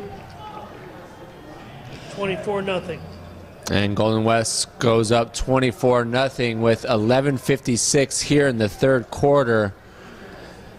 Wrestlers started that possession in Jaguar territory and once again got to the edge in the running game, and that's where Southwestern has been a little bit susceptible. And then you have to stop that, and then you have to worry about Ratzlaff connecting on man-to-man outside, and it's tough to guard these defenders one-on-one with no help over the middle. But when you're trying to stop the run, you need to bring down that safety so the corners are really tested against an offense like this that can run the ball and pass the ball well today. Well, yeah, and the Jaguars aren't under a lot of pressure defensively, but it just seems like things are still happening a little bit too quickly for them. That wasn't necessarily a fast operation, that drive, that last pass, but it just seemed to be a little bit too much for the Jaguars to handle speed-wise. And I don't necessarily mean the receiver's speed on the outside against the corner. I'm just talking about the briskness of Golden West's passing game, their whole offense right now. See if Southwestern could get a good return here and get up to the 25.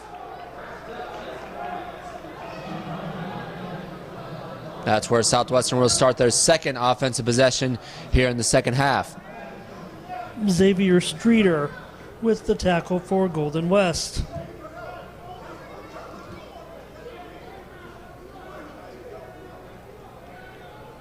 Inman will come back in behind snap for the Jaguars. And he'll work from a double-double formation with Robinson in the backfield at his hip pocket. Inman looks far side, doesn't have anything. He'll tuck and run. Get up to the line of scrimmage and fall forward for one. Wrapped up by Golden West. And once again, just not a lot of time and well covered by the Golden West secondary. I mean, we talked about that initial look, that initial read, and if it's not there, they're tucking and running. There just hasn't been much offensively going for the Jaguars here today. They're going to stay in the double-double formation. Second and long. Inman fires far side, unable to connect with his intended receiver, bringing up a third and long. Just not on the same page right now. I guess Poston was the intended receiver on that one. It was about as decisive as we've seen. Inman, it just wasn't there. Three receivers. Not in the right direction anyway. Yeah. Like you said, I mean, different page. Well, you know, it'd be nice to see these receivers cut those routes a little bit shorter, knowing that the quarterback is under pressure. 3 receivers at the bottom of the screen. Inman looks that way, hits the bubble screen, and Jourdain bracketed from every which direction. Golden West is on Jourdain right now, not allowing him to get anything. Could have completed that, and it wasn't going anywhere anyways, so. That stops the clock at 11:05 here in the third quarter. This game could get ugly. Golden West up 24-0, and that Southwestern defense has been on the field a lot today. The time of possession, we don't have that exact number, but I would guess at least 66% for Golden West. Yeah, I mean, at least 2/3 the of the game. Jaguars didn't even take a minute off the clock there.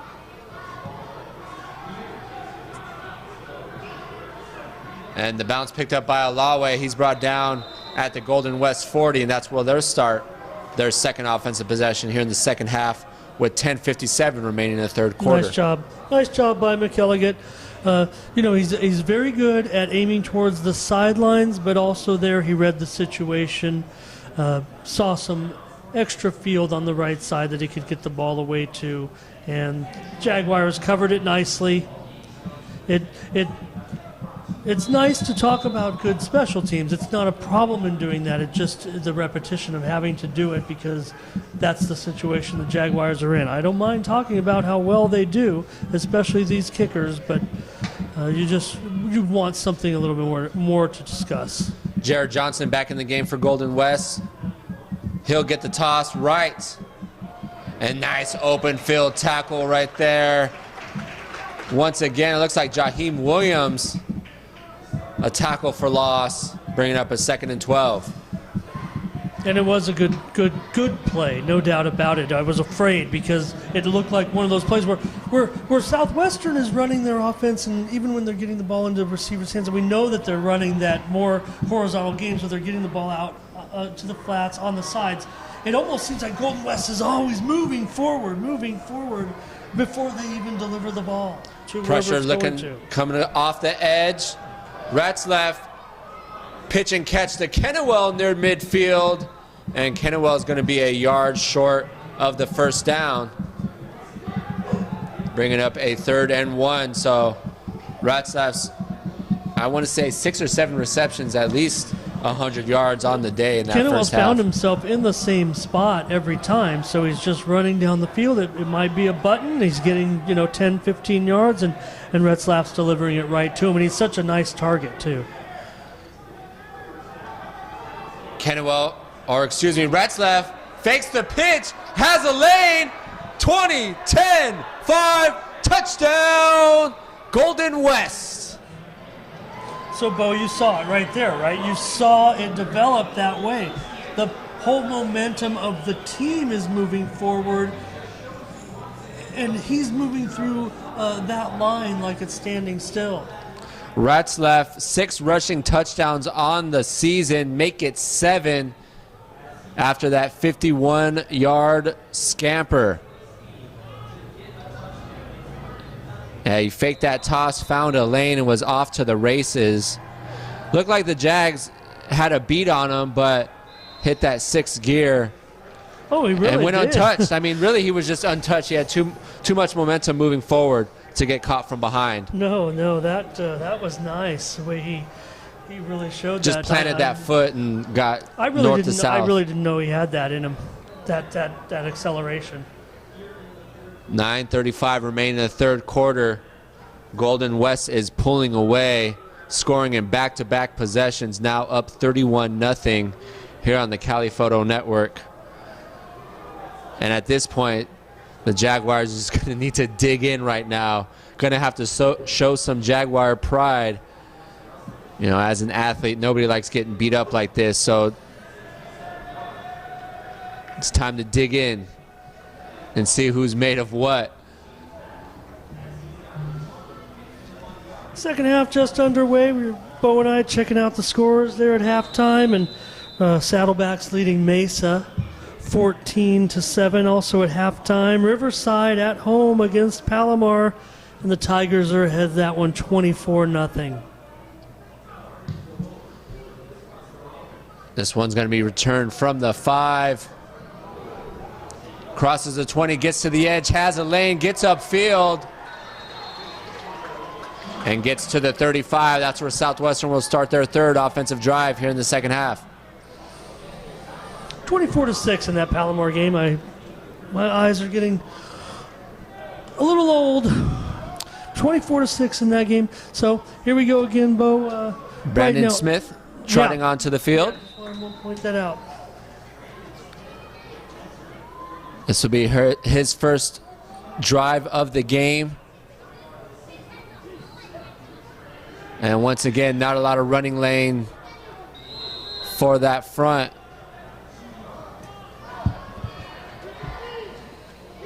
Richard Manuzzi, another Hawaii product, the sophomore, makes the tackle, number 8. 2nd and 8, coming up on the 9-minute mark here in the third quarter. Brandon Smith, 3 receivers to his right, or excuse me, 3 to his left. Smith will keep it and brought down near the line of scrimmage for no gain. You know, it's tough to create certain packages for certain quarterbacks, and it looks like they're not deviating away from what they've been running with their previous quarterbacks. I would say Brandon Smith may be more of a pocket passer than the previous 2, but as you can see, Southwestern sticking with that RPO. Smith looks far side. Brought in by Jourdain and crosses into Golden West territory. Actually, they say he got out of bounds at midfield, but a big completion for Smith, his first attempt of the game, and a first down for the Jaguars.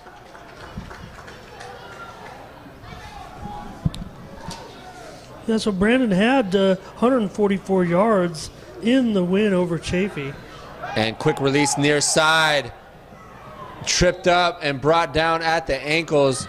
Once again, a great open field tackle by Golden West. That was Streeter, the 180-pound defensive back. You got it. Golden West has really done well in the open field as far as wrapping up. Southwestern known to get rid of the ball out of their quarterback's hands quickly. That was Terry Wright with the reception there. This toss to Robinson near side, and about 4 or 5 helmets around the ball for Golden West. Well, once again, it was Streeter. Well executed pitch there, gains 4. Didn't really necessarily see Inman, get rid of the ball to any of his skill players around him, and it's always that first pitch that you're always a little bit hesitant. Once you get down one time, you feel more confident. Maybe Southwestern can incorporate that a little bit more. Smith fakes the pass near side and is brought down once again. Great job by Laban and the big man up front, number 98, Carmona, out of Santa Ana, California.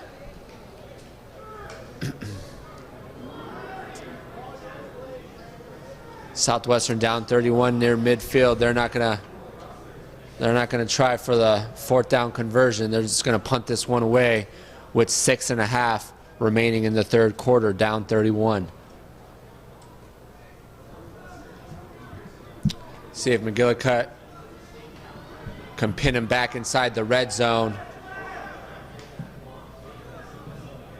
Excuse me, inside the 20. And similar punt to his, maybe his second punt ago when he pinned him on the 14 at the end of that first half.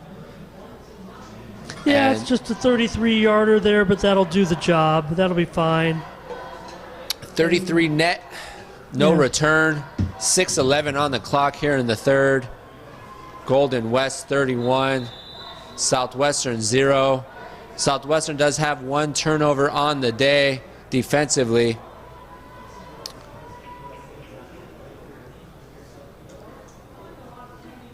Golden West averaging about 30 points a game. They're at that mark right now with still a 1.25 to go.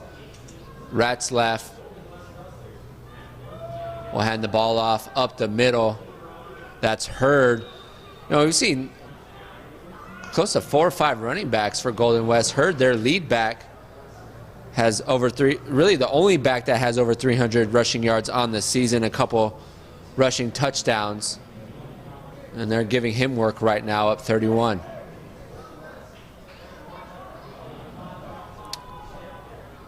Bronson and Ratzlaff's top target, Kennewell, your near side receivers.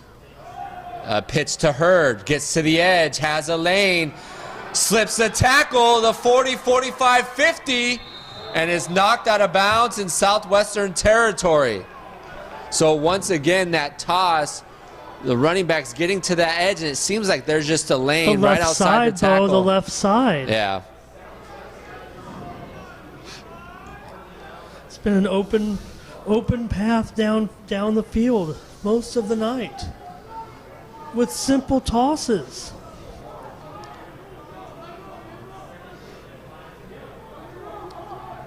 Kennewell and Branson, your near side receivers again. Branson, the slot receiver. Hurd remains in the backfield. Hurd. And that call, or the play, will be called dead.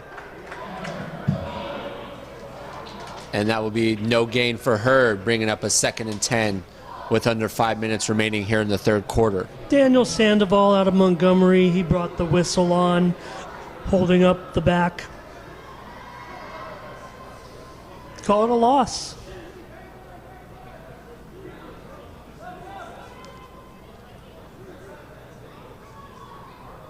Bronson and Kennewell, the receivers at the far side of the field. The play fake has his tight end over the middle. That's his 2nd reception on the day. Savoa, the tight end out of Hawaii.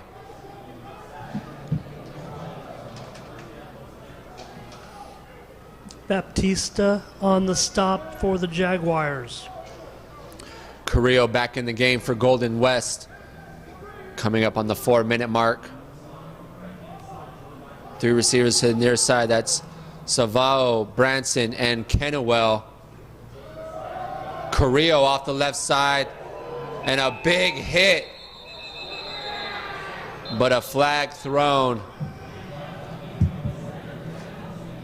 in the vicinity of an holding.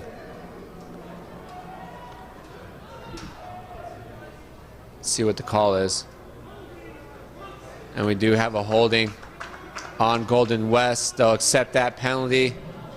I didn't hear if he had said a number. There hasn't been much wrong that Golden West has done tonight on the offensive line. 77 Ernesto Navas, 76 Brad Sweeney, among others. That penalty brings up a 1st and 20.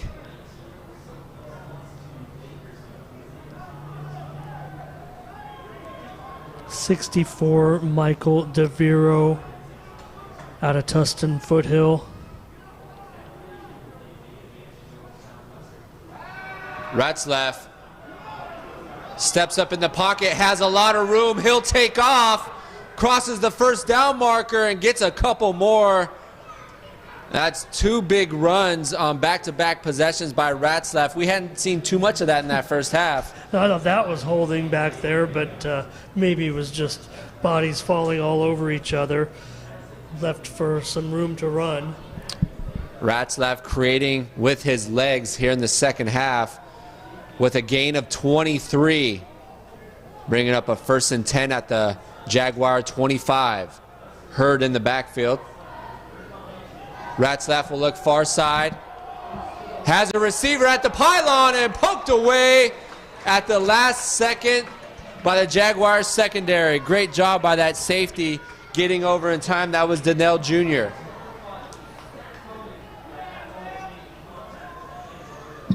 Yeah, boy, it was almost there, but Donnell definitely got his paw in there and did a nice job. Timed it well just at the last moment, right when the ball was arriving. Really textbook.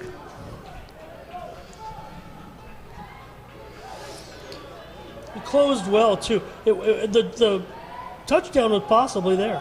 Ratzlaff on the play fake has his receiver up the seam. Did he connect and bring it in cleanly? Yes, he did. A nice diving grab by Torrance Wiseman out of Fort Worth, Texas. Brings that ball in at the 5-yard line. And first and goal for Golden West. Hurd still in the game. Behind Ratzlaff. Hurd will get the ball off the right side and walks in for the 5-yard score to make it 37-0 Golden West. Look, Bo, it's painful to sit here. Well, we got an injury at the moment, so maybe I can give it a moment before I talk about it.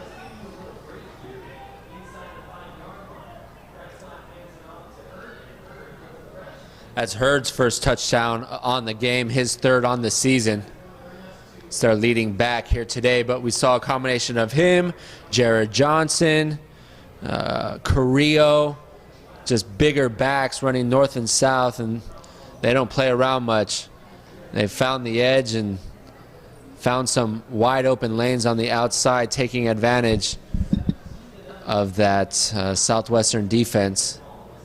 Really, it's been the passing game and the running game. At first, initially in that first quarter, Southwestern did a good job stuffing that run up the middle, but Golden West has found something on the edges, and they're really utilizing that to their advantage right now.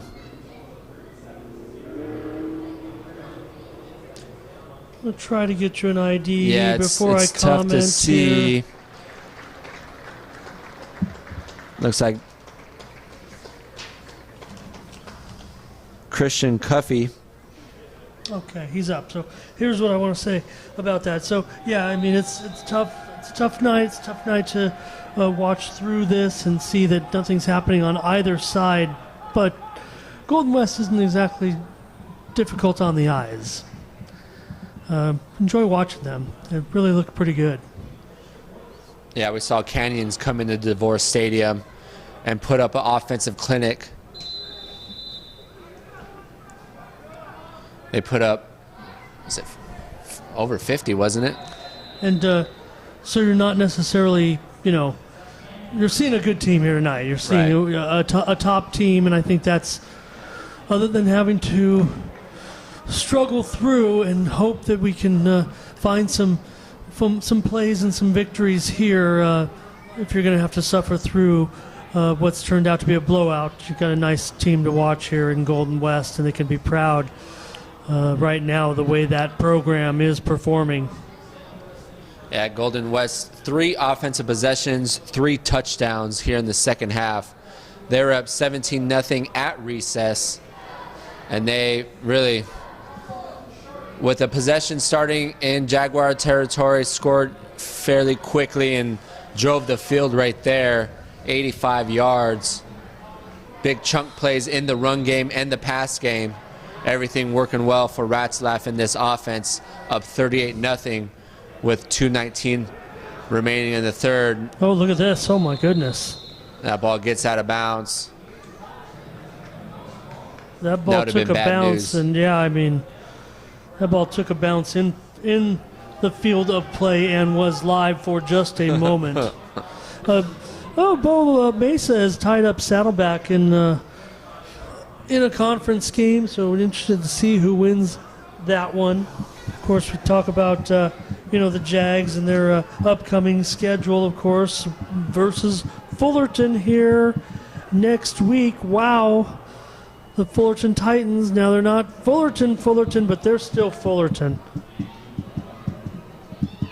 Yeah, and then we end the season here. Last game of the regular season against Mesa. That will also be here at Devore Stadium. So 2 games remaining. Talk about the last home game. Right, last home game. Well, it's the last game of the regular season as well. The Cerritos game has been rescheduled for November 20th. So that would be after that game? Yes. Okay.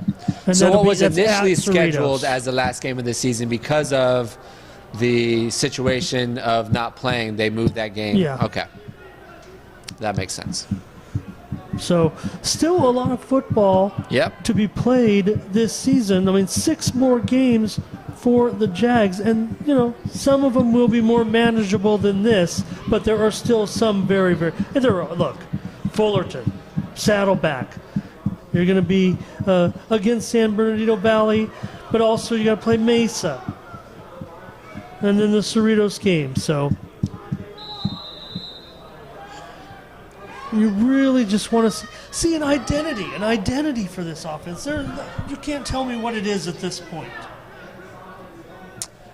And Brandon Smith comes trotting back on for the Jaguars. He'll take over at the 35 with 2:18 remaining in the third quarter. Smith to the short side of the field.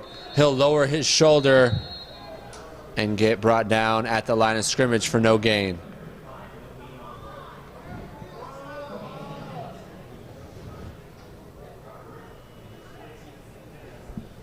Coming up on here on the 2-minute mark here in the third quarter. There has not been a consistent running game at all. When I mean running game, I mean handing the ball to your running back. There's been handoffs, but nothing that they can rely on as a consistent run play. And Smith pressured from the edge, steps up in the pocket, and is drilled behind the line of scrimmage. Ishmael Souza, number 3, was there. Harrison Kofel, number 41, was there. You mentioned him earlier.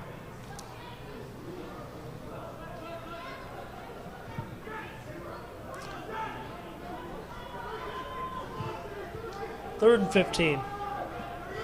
Jaguars offense moving backwards here on this possession. Smith looks near side and is picked off. That's Alawe. That ball underthrown, and he was in great position for a Golden West turnover.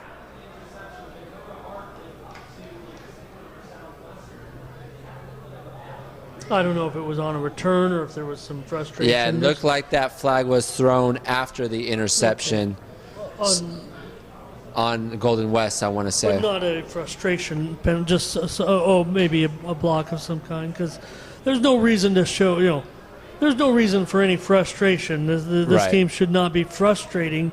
It should be frustrating in the end. It isn't unsportsmanlike, but it's against Golden West. All right.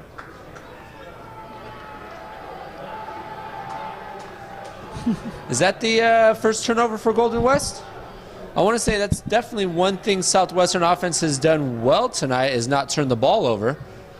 That's Golden West's first turnover. The Jags do have a turnover as well on defense, so 1 apiece.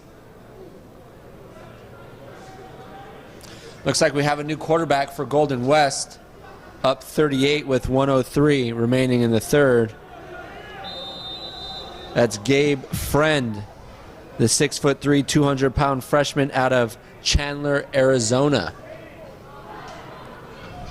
It looks like that will be it for the starters of Golden West. Friend hands the ball off, and space up the middle, keeps his legs moving. That's Jared Johnson. Picks up another first down for Golden West. That might have got the biggest rise out of the night of that Golden West sideline. You got some reserves in there, the starters cheering them on. Big run up the middle, and they just exploded over there. Good times. Under 40 seconds here in the third. Johnson again gets to the edge, plants his foot. Nice hit on the near side. You can hear the contact from up top. That was Escanio.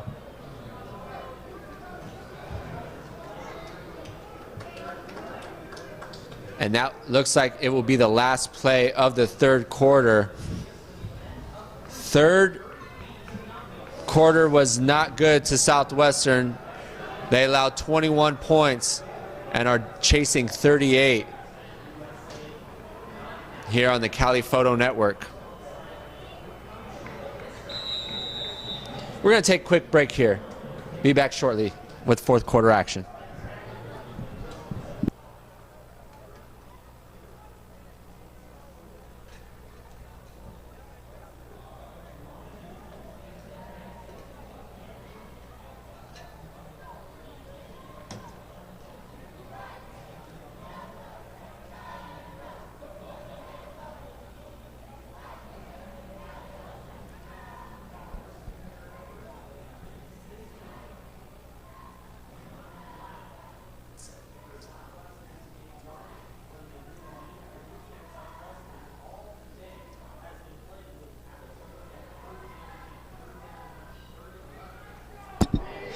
And thank you for staying with us here on the Cali Photo Network. I'm Bo Fertig alongside my partner Ramon Scott, bringing you today's action here at Devore Stadium.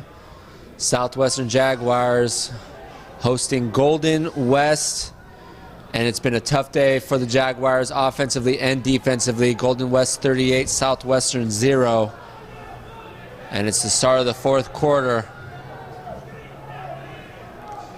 The starters are done for Golden West. They put up a 38 and scored on all three offensive possessions. So Golden West giving their second guys more time, and Johnson just continues to pick up chunks.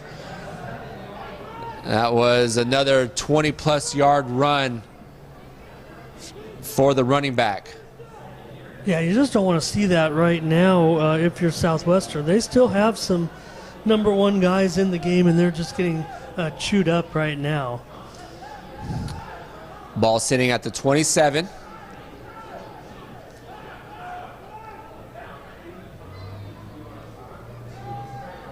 Johnson will get it again up the middle. Falls forward for a gain of 5.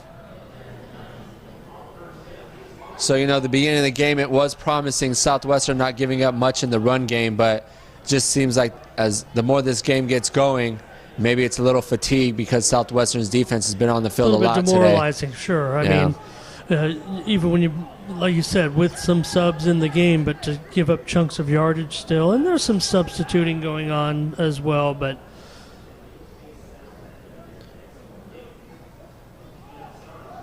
Johnson again, up the middle, gets inside the 10, inside the 5, and is brought down at the 1 yard line. A 21-yard gain, so a couple runs before that, Johnson picked up 20-plus yards and another 20-plus yard gain.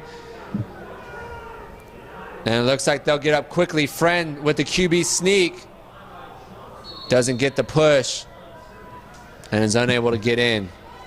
And just to show you what's transpired here, both since these two teams met last season. Of course, last season was 20-19, and Golden West won that game 27-20.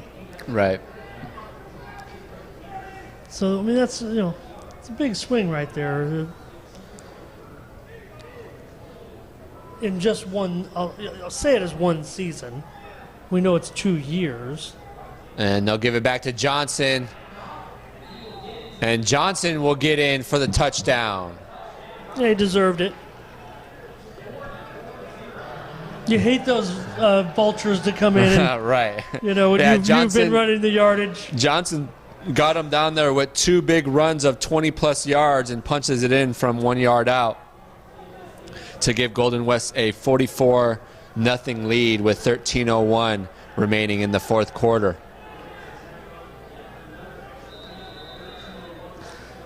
So I mentioned Cerritos will now be the last game of the season. Chaffee, who Southwestern just beat in that great game. Let's talk about something positive. Chaffee leads 17-16 over Cerritos. They're just starting the fourth quarter. Riverside on top of Palomar, 34-14. And that's with 1 minute left in the third.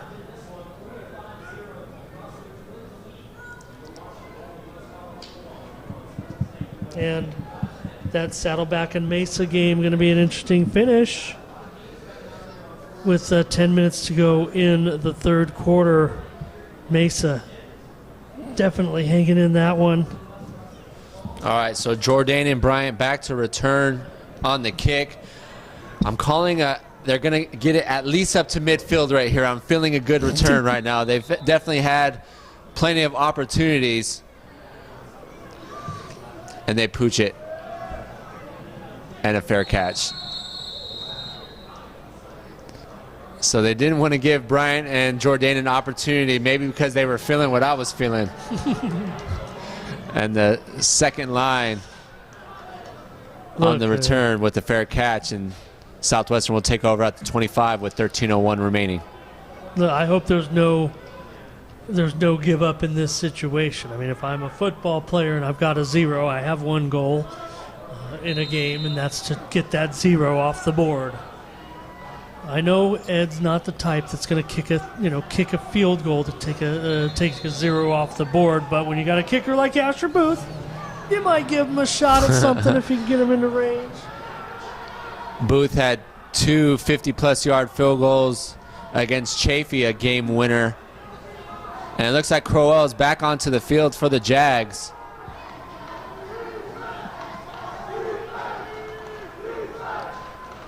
And the Golden West sideline getting loud. Crowell had a receiver downfield, unable to connect. Just thrown a little too far. Dorsey was the man he might even got a fingertip on it. It was a well-thrown ball, and there were actually two receivers in the vicinity that had actually gotten behind the defender. Both so of that them was were the open, most exciting play of the night for Southwestern. Now, I don't know if that, necessarily has the type of play or performance that they've seen from Crowell to give him this opportunity, but that looked pretty nice. 3rd and 10, Crowell escapes the pocket, will tuck and run near the first down, crosses the first down marker, and a 15-yard gain and a late flag at the end of the play. So Crowell gets the first down, gets tackled at the 40, but a flag was thrown after the play ended.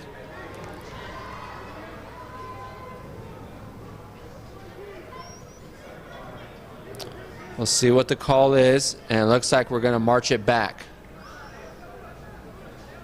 So they should keep the first down. It was a dead ball personal foul on Southwestern. So they will go back to the original line of scrimmage, and we're pretty much just going to play this play over. First down, because they picked up the first down, and we're going to head back to the original line of scrimmage after the 15-yard gain. So that erases the 15-yard gain on the ground by Crowell, his best on the day, and we're just going to play it over.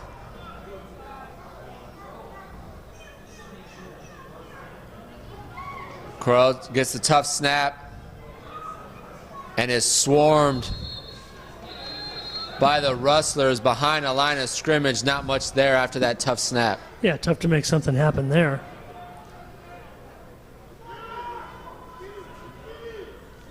Coming up on the 12-minute mark here in the fourth quarter. Jaguars still looking for their first points of the game.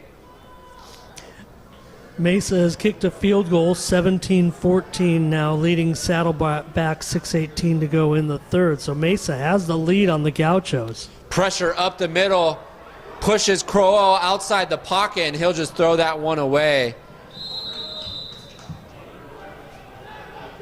Once again, Jonah Laban out of Orange, California, just shot up the gut, untouched. And when that happens, you have no chance as a quarterback. I mean, he did a good job in getting outside, creating some space and creating some more time for his receivers to get open, but just nobody open downfield for the Jags. 3rd and 11. And this ball fired low and inside. The route was going outside. I don't know if when he threw that pass, I'm not making fun of the pass. I mean, he threw it away, so it didn't matter how it looked. But who throws the best ball, Bo, out of the four quarterbacks that you've seen? I would say Smith.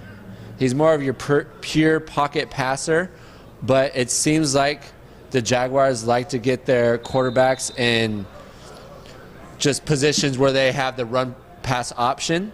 But when you don't have an effective run game, defenses aren't going to respect that. So they're just going to pin their ears back and just keep going at the quarterback with a non-existent run game.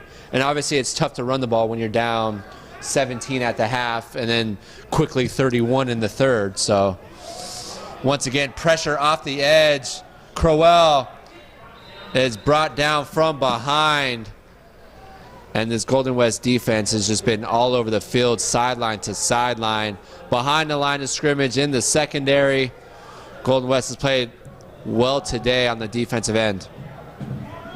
Yeah, and Look, the Jaguars barely average over 2 yards per rushing attempt this so season. I mean, I was making anything fun going. of Golden West, but that's because they're so good. And obviously the vertical passing of Golden West opened up the run game a bit, but that run game got going quickly, and which just opened up the passing game even more. This one brought in at the 45.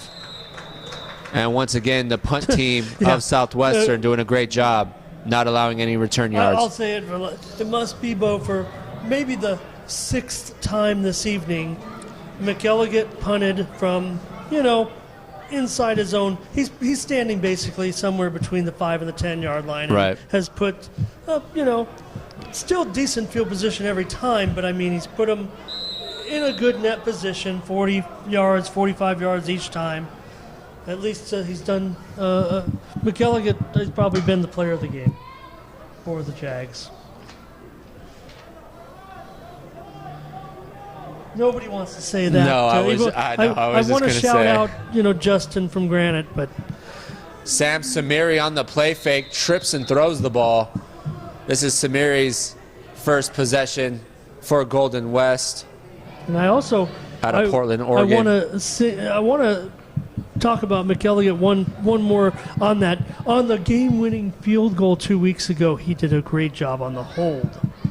It was a tough snap, and he got it down in time for Booth. Samiri out of Grant High School, a powerhouse up in Northern California. 2 receivers to the right, single-side receiver at the bottom of your screen.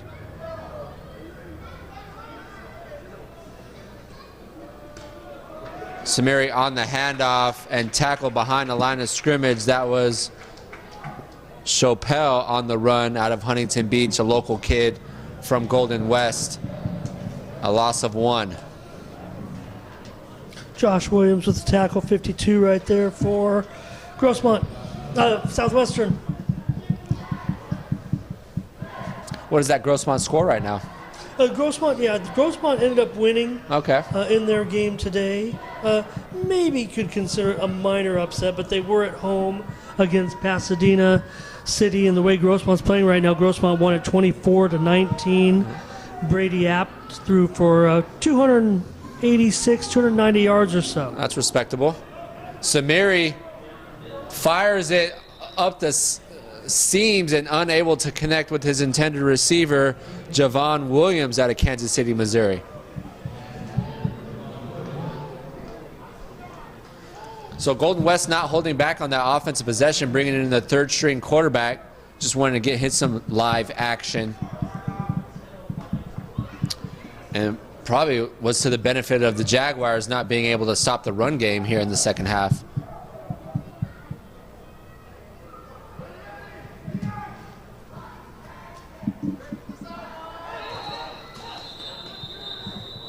And a flag thrown before the snap. We'll push Golden West back 5 yards.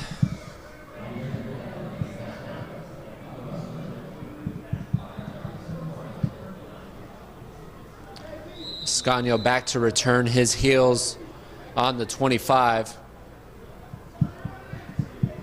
with 10:05 remaining in regulation. Scagno, fair catch at the 26. As he heads to his knees and brings it in cleanly. Just under 10 minutes remaining here on the Cali Photo Network. It's Golden West 45, Southwestern 0.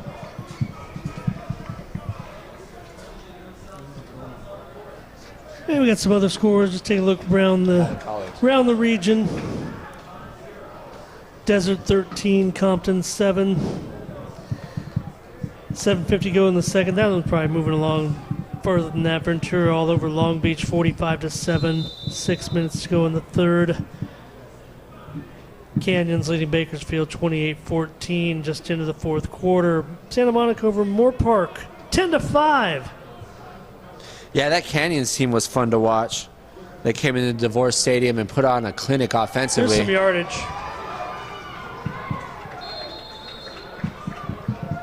And a first down gain by the Jags. It's the bottom of the ninth, and I think Atlanta just beat LA in game 1. Says bottom of the ninth, but it has Atlanta up 3-2. They were tied 2-2 for most of that game. Atlanta takes game 1 after the Dodgers won in game 5 against the Giants.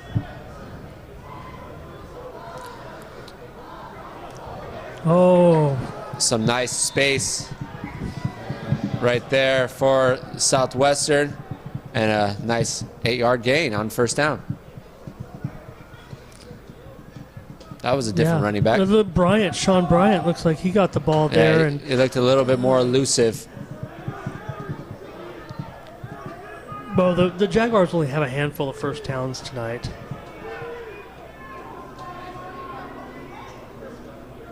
Bryant remains in the game behind Crowell. Crowell will take it, and just nothing there. 2 defenders just waiting for him. Number 54 led the way. That's Neal, the linebacker out of Long Beach Poly.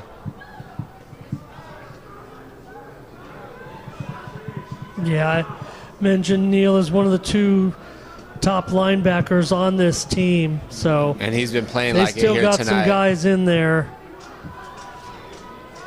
That just looked bad. It just looked bad. Yeah, Neal and Kofal out of St. John Bosco. Jump ball 50-50 and brought down nicely by the receiver. Gets a foot in. And the biggest play in the pass game comes with 8:14 remaining in regulation. And of course it's going to be to Christian Jourdain, right? He's the one that can go up and get those type of balls. And he got right in between the coverage, really. So it made it kind of nice. Corral near side.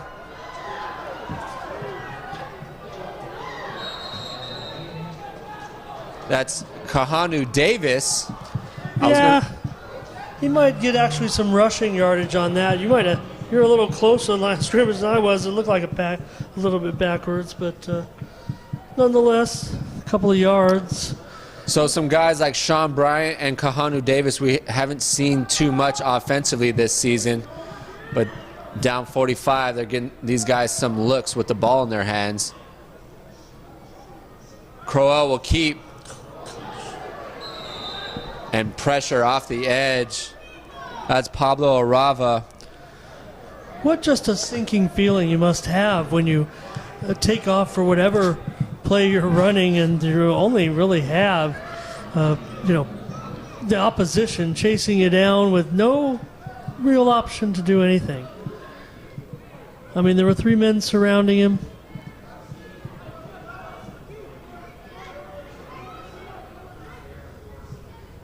Crowell, 2 receivers to the left, 2 to the right.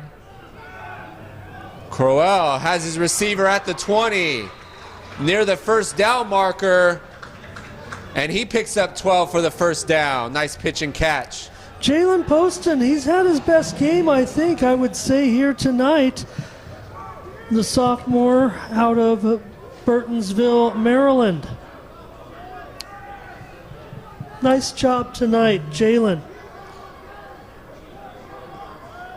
The pitch near side to Bryant has an extra burst of speed, and that's something we haven't seen out of this Southwestern backfield all season. That burst of speed got him down the sideline, outrunning that secondary, and gets inside the 10 for the best offensive drive for Southwestern. Looks like we might put some points on the board, partner. No comment. Crow will keep it. Gets wrapped up and brought inside the 5-yard line. Coming up on 5.5 remaining in the 4th quarter.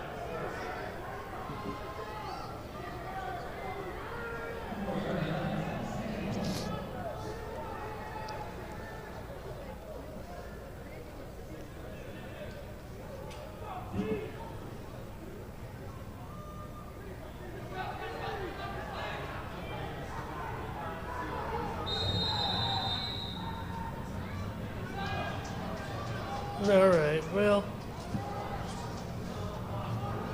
I don't blame the Jaguars here.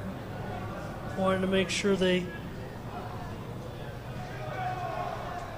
dent the scoreboard.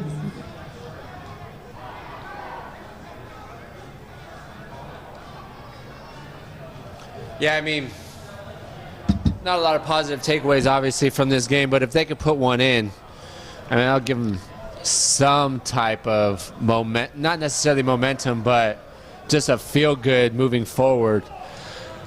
One thing that I've liked, Sean Bryant in that backfield, he looks explosive back there. Obviously, he's their special teams returner for a reason, because he's electric with the ball in his hands, but they just need some extra juice out of that backfield. They haven't gotten much success from any of the running backs we've seen this season. Bryant, I want to say we've seen him, I'll look it up, might have seen him actually carry the ball before. I mean, he's more of a slot receiver on this ball club. It's going to come out in the jumbo package. First time we've seen this today. And a short gain gets half the yards, bringing up a 3rd and goal. Yeah, and they gave the ball to Dominic Anderson again. He's had some carries tonight.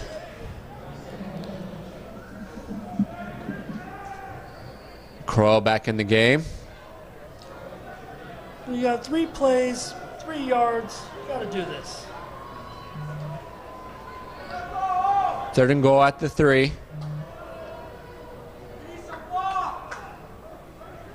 Brian in motion. And we have movement up front. You got 3 plays, yard and a half.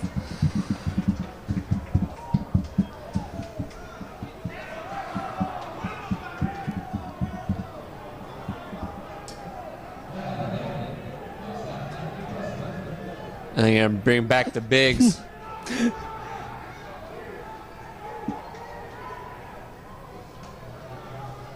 Jaguars going to get to the ball quickly. Robinson dives from the 2 and doesn't break the goal line. 4th and goal at the 1. Kylan Neal caught the ball carrier. Yeah, we mentioned Neal a few times today. He's been impressive.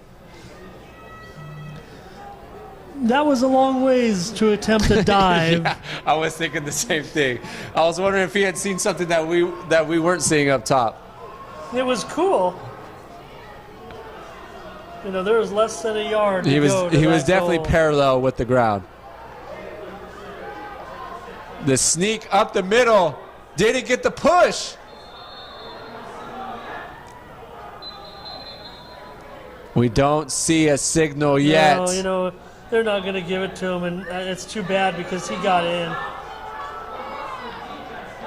And the Golden West defense with their backs against the wall. Hold up. Not because it's the Jaguars' ball. I'm talking about the actual physical football.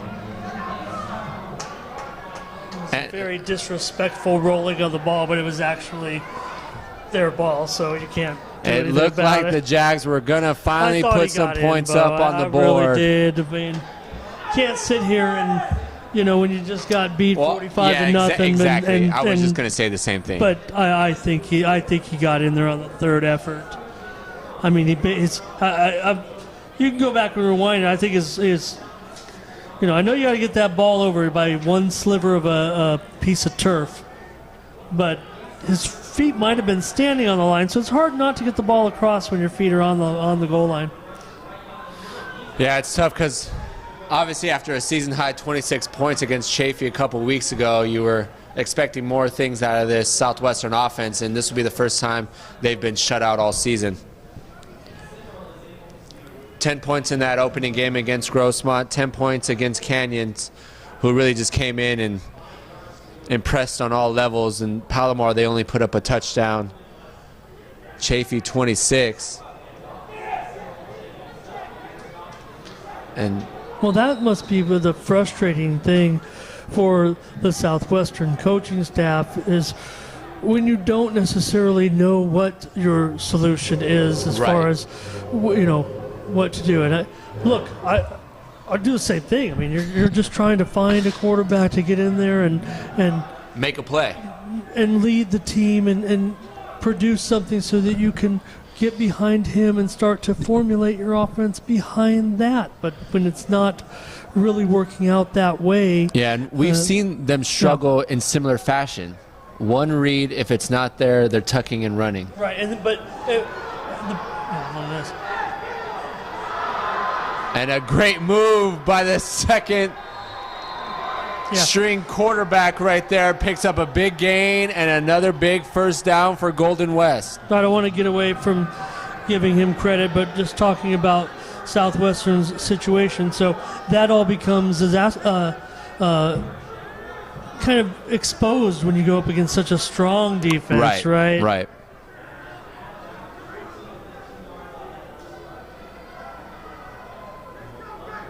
Big gain right there, and this clock will continue to tick at 2:20 remaining in the fourth quarter. Friend will hand it off. It's Carrillo up the middle. Oh no, scratch that. That's number 29. I want to say this is like Chappelle. This is the 5th running back we've seen from this Golden West team. They really have good depth at that position. This is the 3rd quarterback we've also seen as well, Gabe Friend, the freshman. And again, give great credit to Coach Nick Mitchell and what Golden West has done to once again become a top caliber team. Handoff again. Chappelle gets to the edge and is brought down 1 yard short of the first down. Bringing up a 4th and 1. Golden West will start the National League with a win. They'll open their league play with a win. Yeah. And so improve to 5-1 on the season. When you take a look, Golden West is going to move to 5-1. Fullerton has a 4-2 record. They already have a league win over San Bernardino Valley, and Southwestern's going to play Fullerton next. I mean, look, I want to say that this Golden West team looks like they can beat out a great Fullerton team. Those are two great teams right now. Golden West looks to be the team to me that has the momentum. Fullerton's been on a little bit of a decline ever since they ran into those off the field troubles that they had a couple of seasons ago. So right now, though, those two teams, and give Mesa credit. I mean, Mesa tonight, they are winning now, as they should, against Saddleback. Saddleback giving them a tough time, but victory formation here for Golden West. And that will be it. Golden West gets the shutout, putting up 45 on offense. I put an asterisk on it, Bo, but hats off to Max. As I said, buddy, I really enjoy watching Golden West perform tonight, even though it was at the Jaguars' expense. And that will do it. Any last words, partner? Obviously, not much can be said. Losing 45-0 at home against a good team. But no. Any last? No. We'll get out of here. That's fine. But just know that the next game isn't going to be much easier, if any, going up against the Fullerton Titans. I mean, you're talking about, even though Fullerton is, trending down a little bit, they're still Fullerton. I mean, they're still going to be one of the top teams in the region, in the state, and Southwestern's going to have to take them on next. That's tough schedule. You're in a tough league. Right now, Southwestern's got to find answers, and it's not necessarily an answers to compete. It's an answer to try to, get out there and be proud, because they got to perform better. I'm sure that they're not happy tonight. Well, we're definitely going to see what this team is made of. Coach Carberry is going to have his squad for a week to try to implement some things to get some points on the board. Golden West wins this one 45-0 over Southwestern. Golden West improves to 5-1, 1-0 in league play, and Southwestern drops to 2-3, 0-1 in league play. For my partner Ramon Scott and photographer Kevin Bear, I'm Bo Furtick saying good night and see you next week as Southwestern takes on Fullerton. Good night.